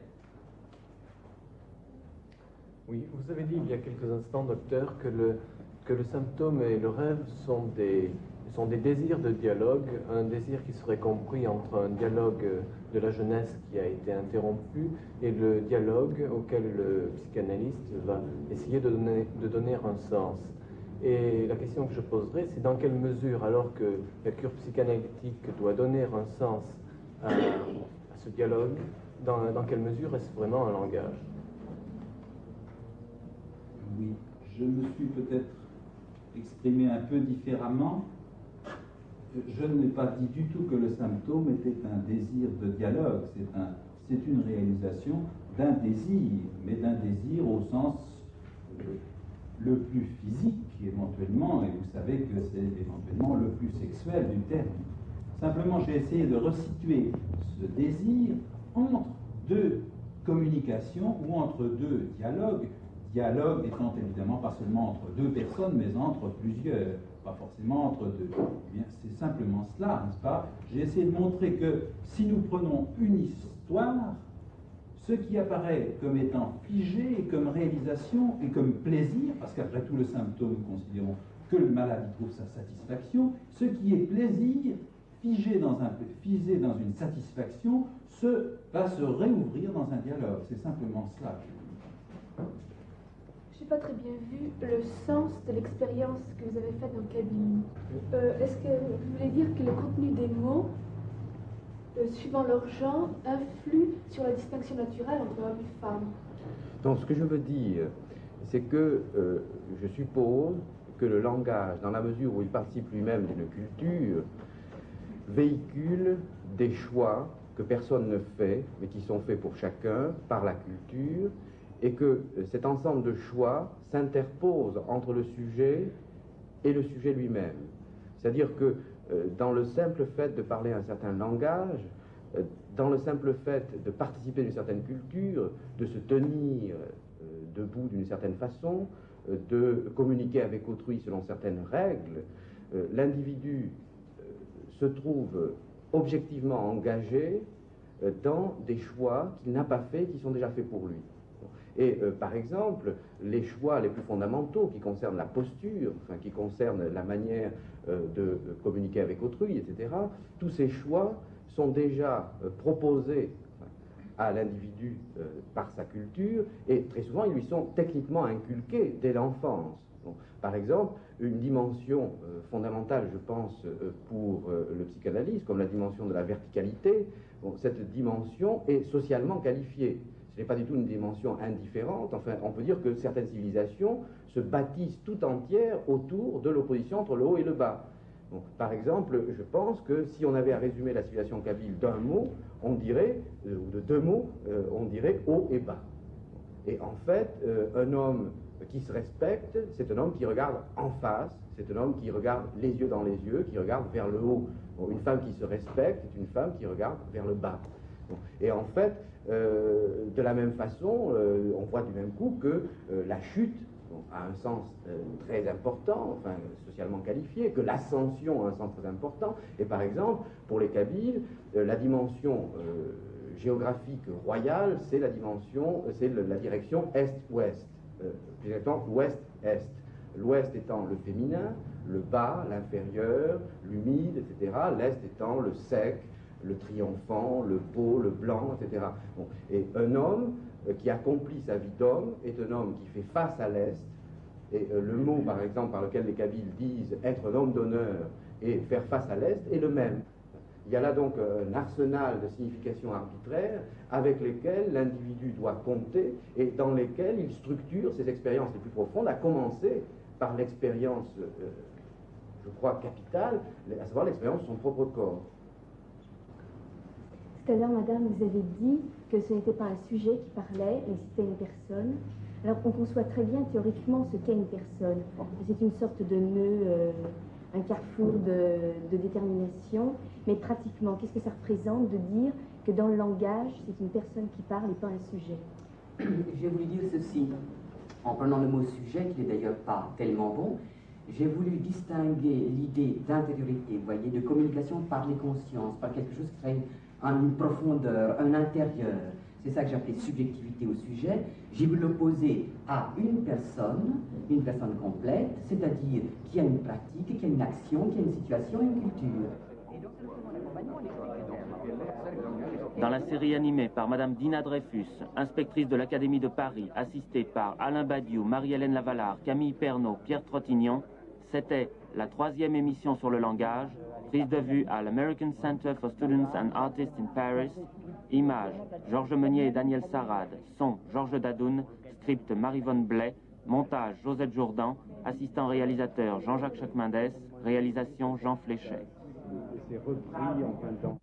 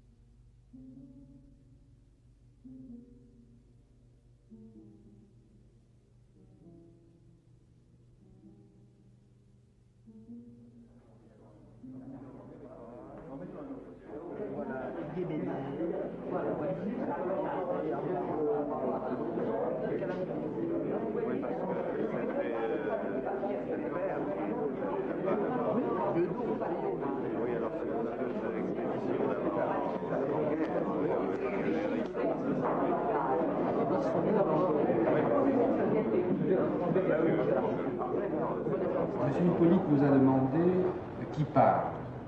À cette question, j'ai essayé de répondre par une autre question, et en particulier, j'ai voulu me dérober, j'ai répondu « on parle ». En fait, on a eu le dernier mot, si je puis dire, puisqu'on m'a demandé qui est cet on. C'est ce que je voudrais expliquer très rapidement. Cet on, c'est ce que l'on pourrait appeler un inconscient impersonnel, ou plus précisément, un inconscient culturel. C'est-à-dire que le sujet de la plupart de nos conduites, de la plupart de nos pensées, de la plupart de nos réflexions, ce sujet n'est pas un je personnel, mais un on impersonnel. Ce on impersonnel étant ce que les individus qui ont reçu la même éducation, au sens très large, au sens à la fois de prime éducation et d'éducation explicite, donnée par l'école par exemple, ont en commun.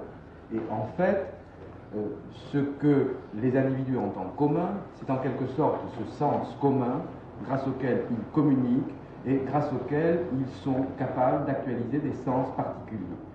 Pour prendre un exemple, je pourrais reposer la question que posait M. Hippolyte en ces termes, qui écrit une dissertation. Et cette question reviendrait à une autre qui donne des sujets de dissertation. Ayant posé ces deux questions, je pourrais répondre, encore une fois, on écrit des dissertations, ou on donne des sujets de dissertation, ce qui reviendrait à dire que celui qui donne le sujet de la dissertation et celui qui rédige la dissertation n'est qu'une seule et même personne, si tant est que le mot personne ne soit profondément déplacé dans le cas particulier. Bon. Pour illustrer ce qui a l'air peut-être une boutade, il faut argumenter un tout petit peu, et en effet, dès que l'on analyse par exemple statistiquement le retour périodique des sujets de dissertation, on est très frappé qu'il y a une sorte de grande année des sujets de dissertation, que les sujets de dissertation reviennent avec une certaine régularité. On peut même observer que les sujets de dissertation d'une époque sont très caractéristiques de cette époque, si bien qu'on pourrait proposer, de même que l'on classe les ères de la préhistoire d'après les fossiles qui les caractérisent, de caractériser les ères de la vie intellectuelle par les sujets de dissertation qui en sont en quelque sorte les fossiles. Il y a des sujets qui sont dans l'ère du temps et qui sont, avec des décalages variables dans le temps, des sujets donc qui se remanifestent dans les dissertations. Maintenant, qui répond à ces questions beaucoup plus impersonnelles donc qu'elles ne voudraient l'être, c'est encore un on, et le sujet dissertant est un sujet fabriqué par une certaine éducation qui utilise des schèmes de pensée profondément inconscients, même s'ils ont été enseignés consciemment. Et ici, je rappellerai par exemple la thèse célèbre de Panofsky, montrant que, grosso modo, la cathédrale gothique, la cathédrale de Chartres par exemple, est construite selon un plan en 3 points qui n'est autre que celui de la somme de saint Thomas. Et en fait, lorsque un sujet dissertant fait une dissertation en 3 points, il est d'une certaine façon le contemporain de saint Thomas. Il actualise un schème de pensée profondément enfoui, profondément inconscient, qui lui a été transmis par des voies conscientes ou inconscientes, et qui structure sa pensée en lui, sans lui. C'est pourquoi, quand, par une sorte d'illusion de la subjectivité, nous avons l'espérance de penser en première personne, nous sommes un peu comme la colombe légère dont parlait Kant, qui s'imagine qu'elle volerait mieux dans le vide. Et en fait, ce que le sociologue s'efforce de récupérer, en quelque sorte, c'est ce sens que les sujets sociaux engagent dans leur pensée, dans leur conduite, sans le savoir, et qui a été déposé en eux par une prime éducation ou par une éducation. Eh bien, je voudrais revenir rapidement sur la question par laquelle nous avons commencé hier. Je constate qu'aujourd'hui, dans des disciplines tout à fait distinctes, la linguistique, la biologie, la sociologie, la psychologie et la psychanalyse, des termes identiques sont employés. Code, codage, vous l'avez vu. Langage, écriture, tous ces termes, articulation, tous ces termes que nous avons employés passent d'une discipline à l'autre, et la question qu'on se pose est qu'est-ce qu'on gagne à étendre ainsi un langage d'une technique à une autre, d'une science à une autre, et qu'est-ce qu'on risque d'y perdre? Eh bien, je vous répondrai en citant un très grand philosophe, Leibniz, dont on ne pensera pas qu'il manquait de précision et de rigueur. C'est lui qui a dit « j'aime fort les analogies » et qui pensait que toutes ces extensions méritaient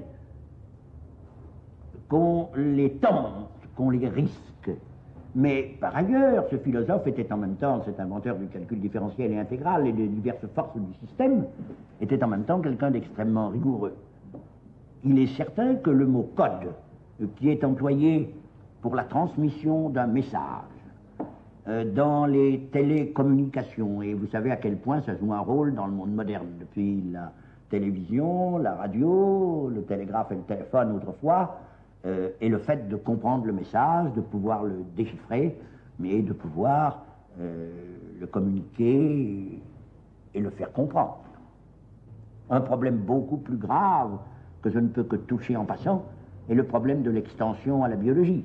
Il arrive qu'ayant affaire à des enfants, à mes enfants qui sont médecins, et ayant travaillé, ils travaillent sur la virologie et la médecine tropicale, et moi j'avais travaillé un peu sur la théorie des communications dont je me figurais qu'elle était purement une théorie mathématique.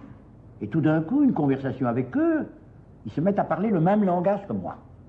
Ils m'expliquent qu'il y a dans les gènes un certain nombre de caractères, que ces caractères forment des combinaisons, que ces combinaisons se transmettent bien ou mal à l'individu et maintiennent la spécificité de l'espèce, et qu'il y a en quelque sorte un chiffre qui domine toute la nature biologique et avec lequel ils sont obligés d'opérer, par des messages qui se transmettent d'une façon chimique.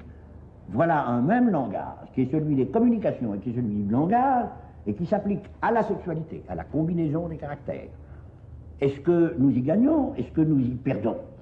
Bien, la question, pour un philosophe, et on gagne toujours à ce que s'établissent entre des disciplines des relations qui seules permettent les véritables révolutions intellectuelles. Mais il se trouve que la question a peut-être un sens, et ce n'est pas par hasard que j'emploie le mot sens, un sens un petit peu différent. En somme, tous les termes qui conviennent à la discipline du langage se sont étendus à des sciences. Science de la communication des messages où on mesure des quantités d'informations. Science biologique où il y a une architecture héréditaire qui se transmet, se conserve ou s'égarante de là les monstruosités. Il se trouve qu'en passant par là et en tentant d'établir certains modèles formels qui conviennent à toutes ces disciplines, on est revenu sur le langage lui-même et on s'est mis à traiter le langage comme s'il ne servait pas à dévoiler, à révéler, à exprimer un sens, comme si finalement on tentait d'évacuer la notion de sens. Je crois que c'est cette question qu'on voulait me faire poser, c'est le problème de la sémantique par rapport à la syntaxique. On a été profondément sensible à toute l'architecture du langage, à toutes les connexions internes à la phrase comme aux mots, comme aux articulations des mots, et on a traité le langage comme s'il ne comportait pas essentiellement la promotion, le développement et la communication d'un sens, bien que la sémantique soit fondamentale dans la linguistique actuelle. Mais je pense que c'est cette question qu'on voulait me faire poser. Je la pose donc en dehors même et comme un résultat des relations entre les disciplines elles-mêmes. Cette évacuation du sens, après tout, c'est un petit peu la linguistique qui, dans son histoire, tout au moins jusqu'à son histoire la plus récente, l'a mise en avant. C'est bien un peu des linguistes qu'est venue cette hypothèse de travail, de tenter de, pendant au moins toute une grande partie de leur parcours, de traiter le langage d'un point de vue, disons, analogue à ce qu'ont fait les behavioristes en psychologie, c'est-à-dire d'évacuer le plus possible le sens. Je ne suis pas sûr que ce soit purement par la rencontre interdisciplinaire que cette évacuation du sens se soit produite. Il me semble qu'il y a un mouvement fondamentalement dans l'histoire de la linguistique. Et des mathématiques, permettez. S'il y a une influence d'une discipline, c'est une influence des problèmes des ensembles mathématiques et des formalisations et des langues formelles des mathématiques. C'est ça, je crois, qui a servi un peu de modèle dans la linguistique. Il n'y a pas de doute qu'à un moment donné, qu'on peut dater, c'est 1933, c'est l'année où Bloomfield a publié son Language, qu'il y a eu un moment où la linguistique a décidé de faire une cure formelle, parce qu'elle s'apercevait que la manipulation imprudente des significations, qu'elle empruntait à d'autres sciences, peut-être de la même manière critiquable qu'aujourd'hui on lui emprunte à elle, cette manière d'emprunter à la psychologie, à la sociologie de ce temps-là, peut-être à la philosophie aussi, ne menait à rien. Et Bloomfield a proposé de faire abstraction dans l'analyse du fonctionnement du langage de toute référence à la conscience, aux idées, à la pensée, aux sentiments, et la linguistique a fait cette cure de rigueur formelle pendant une trentaine d'années. Surtout la linguistique américaine. Cette cure a été moins facilement acceptée en Europe. Aujourd'hui, tout le monde est d'accord que la linguistique étudiant la communication des hommes par le langage, et le langage étant fait pour véhiculer des sens, il serait vraiment paradoxal de continuer à se désintéresser de ces problèmes de signification, et la sémantique est là pour nous rappeler son existence. Il se trouve que cette cure formelle nous a fourni des instruments de travail remarquables, la phonologie, la syntaxe structurale. Il se trouve aussi que lorsqu'on a voulu vérifier à l'intérieur même de la linguistique si ces admirables modèles de la phonologie, c'est-à-dire de la linguistique formelle et structurale, nous aidaient à quelque chose en sémantique, on s'est heurté à des difficultés. La sémantique était et est encore la partie de la linguistique actuelle, structurale, fonctionnelle, formelle, où les résultats ne suivent pas les espérances. Nous n'arrivons pas aujourd'hui aussi facilement ni aussi brillamment à formaliser le système des significations véhiculées par une langue que nous sommes parvenus à formaliser la phonologie d'une langue, ou même que nous parvenons, au prix de plus de labeur, à formaliser sa syntaxe. Il est certain que des tentatives ont été faites, et parmi les psychanalystes, récemment encore, des tentatives pour appliquer un certain nombre de schèmes qui sont aussi bien d'ailleurs, dire que ce sont des schèmes linguistiques, on peut dire que ce sont aussi bien des schèmes structuralistes en un sens, parce qu'après tout, la linguistique a été elle-même influencée par des modèles qui ne sont pas uniquement nés de sa propre science.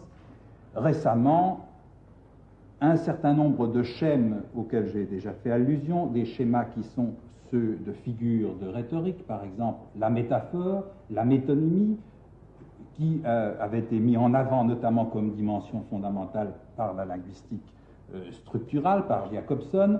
Ces schèmes, nous avons essayé de les réutiliser en psychanalyse.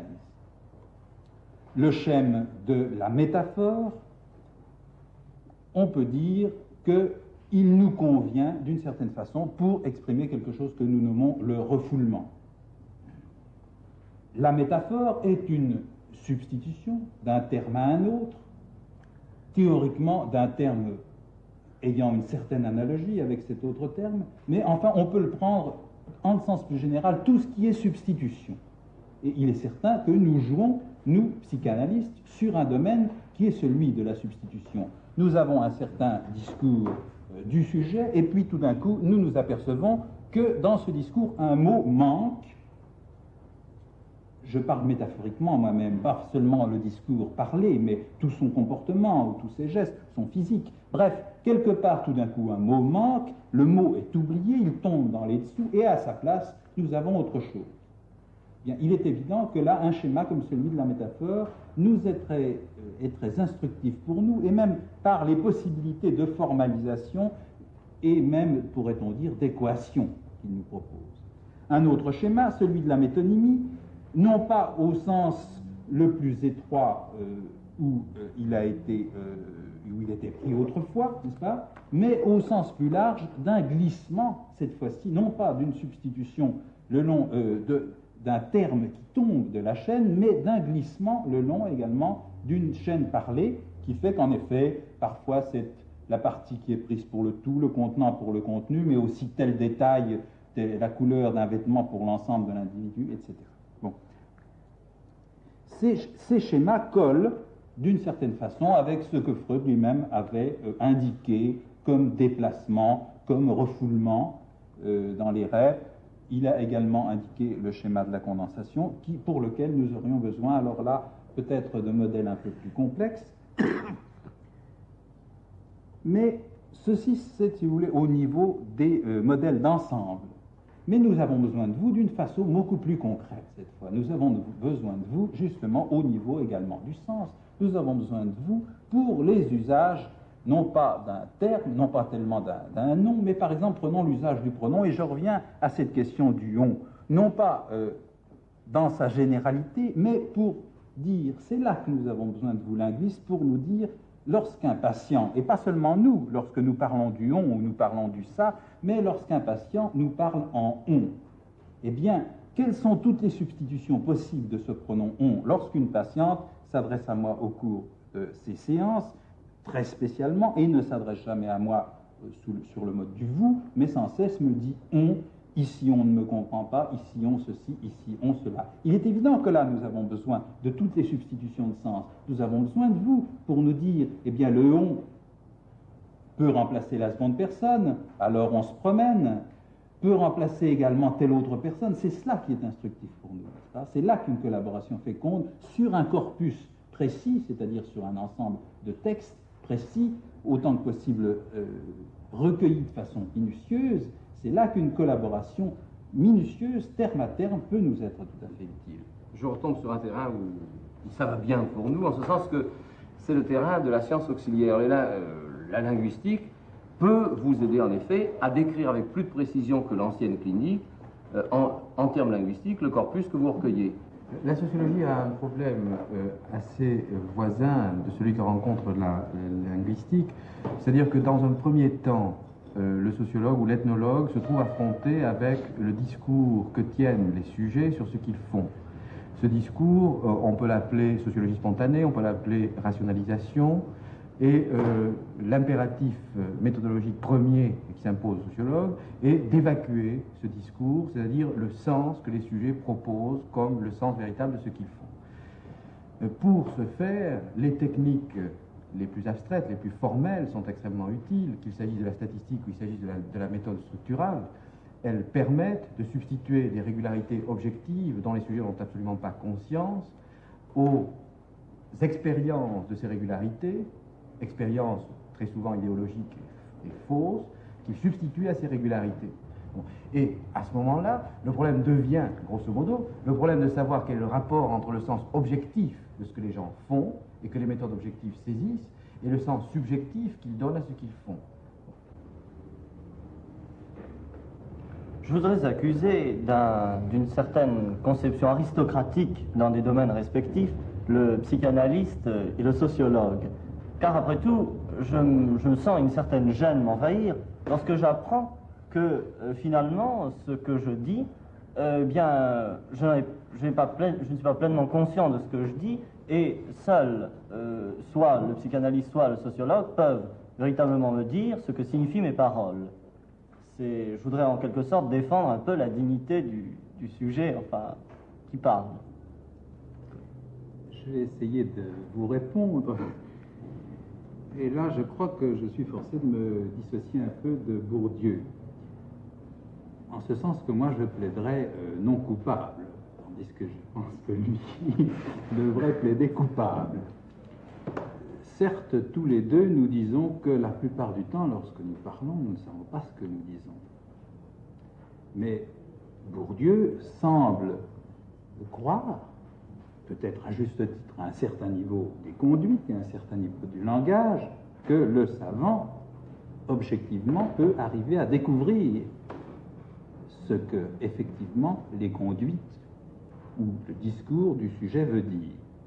Il a opposé donc une subjectivité où le sujet ne sait pas ce qu'il dit et une objectivité à venir où le savant découvrirait et pourrait mettre noir sur blanc ce qui est dit.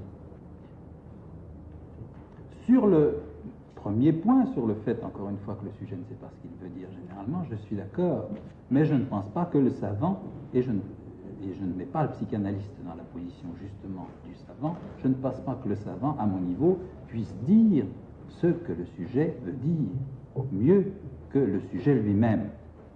En d'autres termes, ce que Bourdieu appelle inconscient, c'est là une distinction que nous avions essayé d'établir au début, mais c'est là une confusion également. Il y a une confusion entre ce qu'on peut appeler inconscient au niveau des structures implicites générales, par exemple des structures sociales d'un comportement, et ce que nous appelons inconscient. Ce que nous appelons inconscient, c'est quelque chose qui est, disons, qui n'est pas au-delà, mais qui serait plutôt en deçà du sujet, qui serait non subjectif.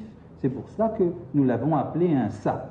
C'est lorsque le sujet dit « c'est plus fort que moi, j'ai fait ça malgré moi », eh bien, c'est le sujet lui-même qui doit arriver à découvrir ce qu'il a dit.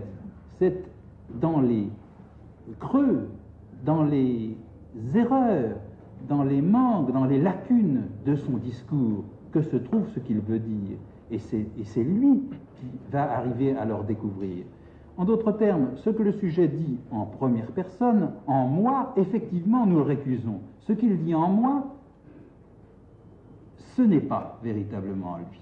Ce qui est dit, c'est quelque chose qui n'est pas peut-être en première personne au départ, mais c'est quelque chose qui doit venir en première personne, c'est quelque chose que nous essayons de l'aider à faire venir en première personne. Nous ne sommes pas là comme Dieu le Père, nous sommes là uniquement pour l'aider à réassumer et à reparler en termes de je ce qui se parlait en lui-même inconsciemment. Oui, je pense que la situation du sociologue est légèrement différente. C'est-à-dire que Pour le sociologue, il s'agit de récupérer un sens qui de toute façon est perdu. C'est-à-dire que les sujets engagent dans ce qu'ils font des significations, ce qu'ils font a une signification, et cette signification, ils ne la maîtrisent pas. Donc, le sociologue, par des techniques telles que la statistique, ou par des techniques telles que l'analyse structurale, essaie de récupérer cette signification. Mais cette signification, il ne la recherche pas par une sorte de façon de réaliser la tentation d'être Dieu. Bon, il la recherche autant que possible pour la restituer au sujet.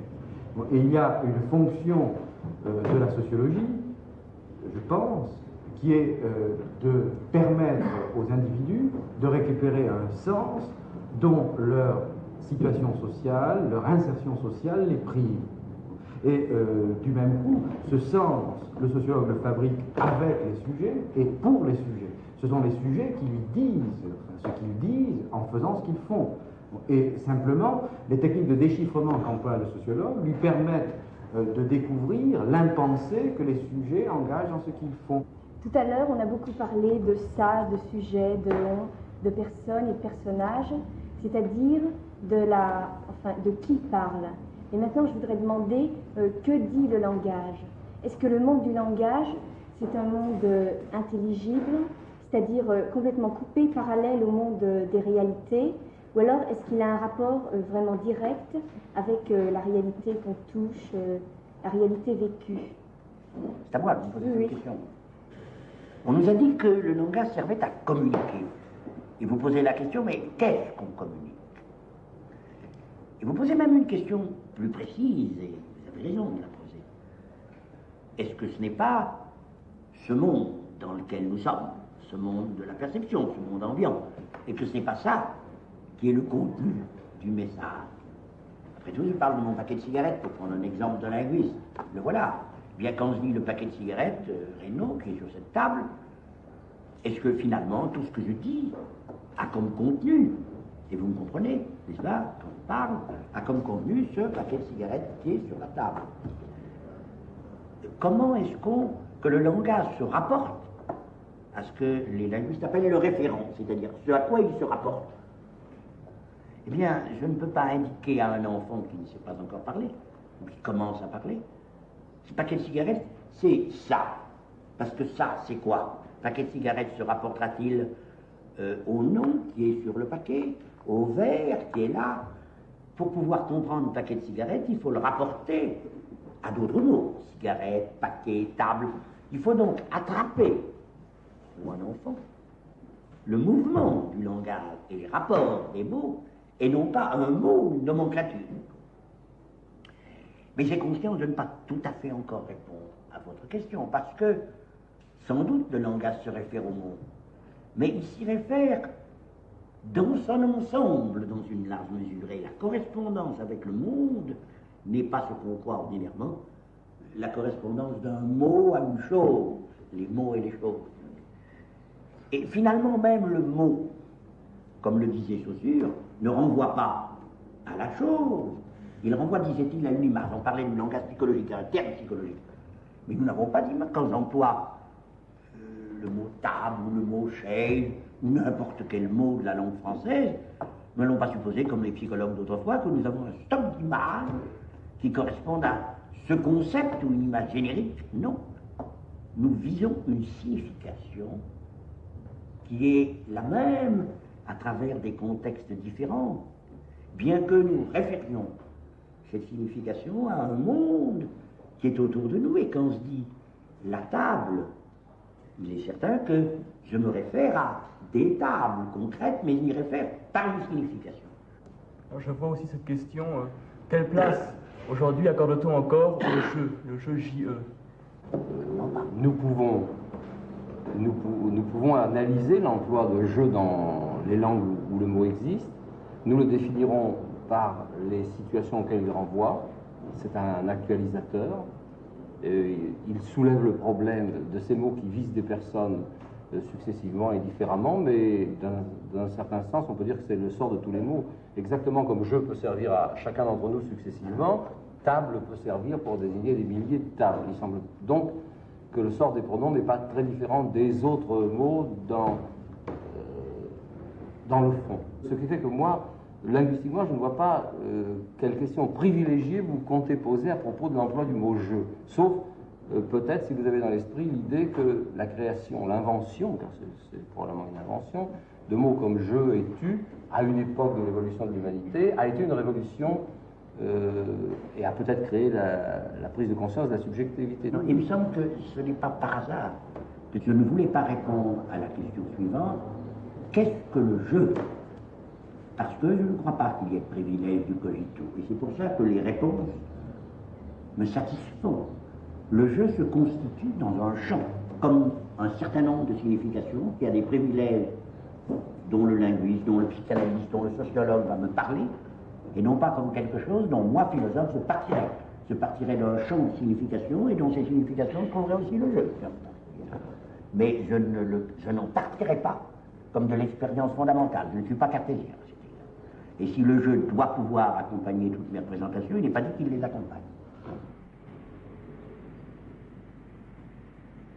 Dans la série animée par Madame Dina Dreyfus, inspectrice de l'Académie de Paris, assistée par Alain Badiou, Marie-Hélène Lavalard, Camille Pernaut, Pierre Trottignon, c'était la dernière émission sur le langage, prise de vue à l'American Center for Students and Artists in Paris, images Georges Meunier et Daniel Sarade, son Georges Dadoun, script Marie-Vonne Blais, montage Josette Jourdan, assistant réalisateur Jean-Jacques Chacmendès, réalisation Jean Fléchet.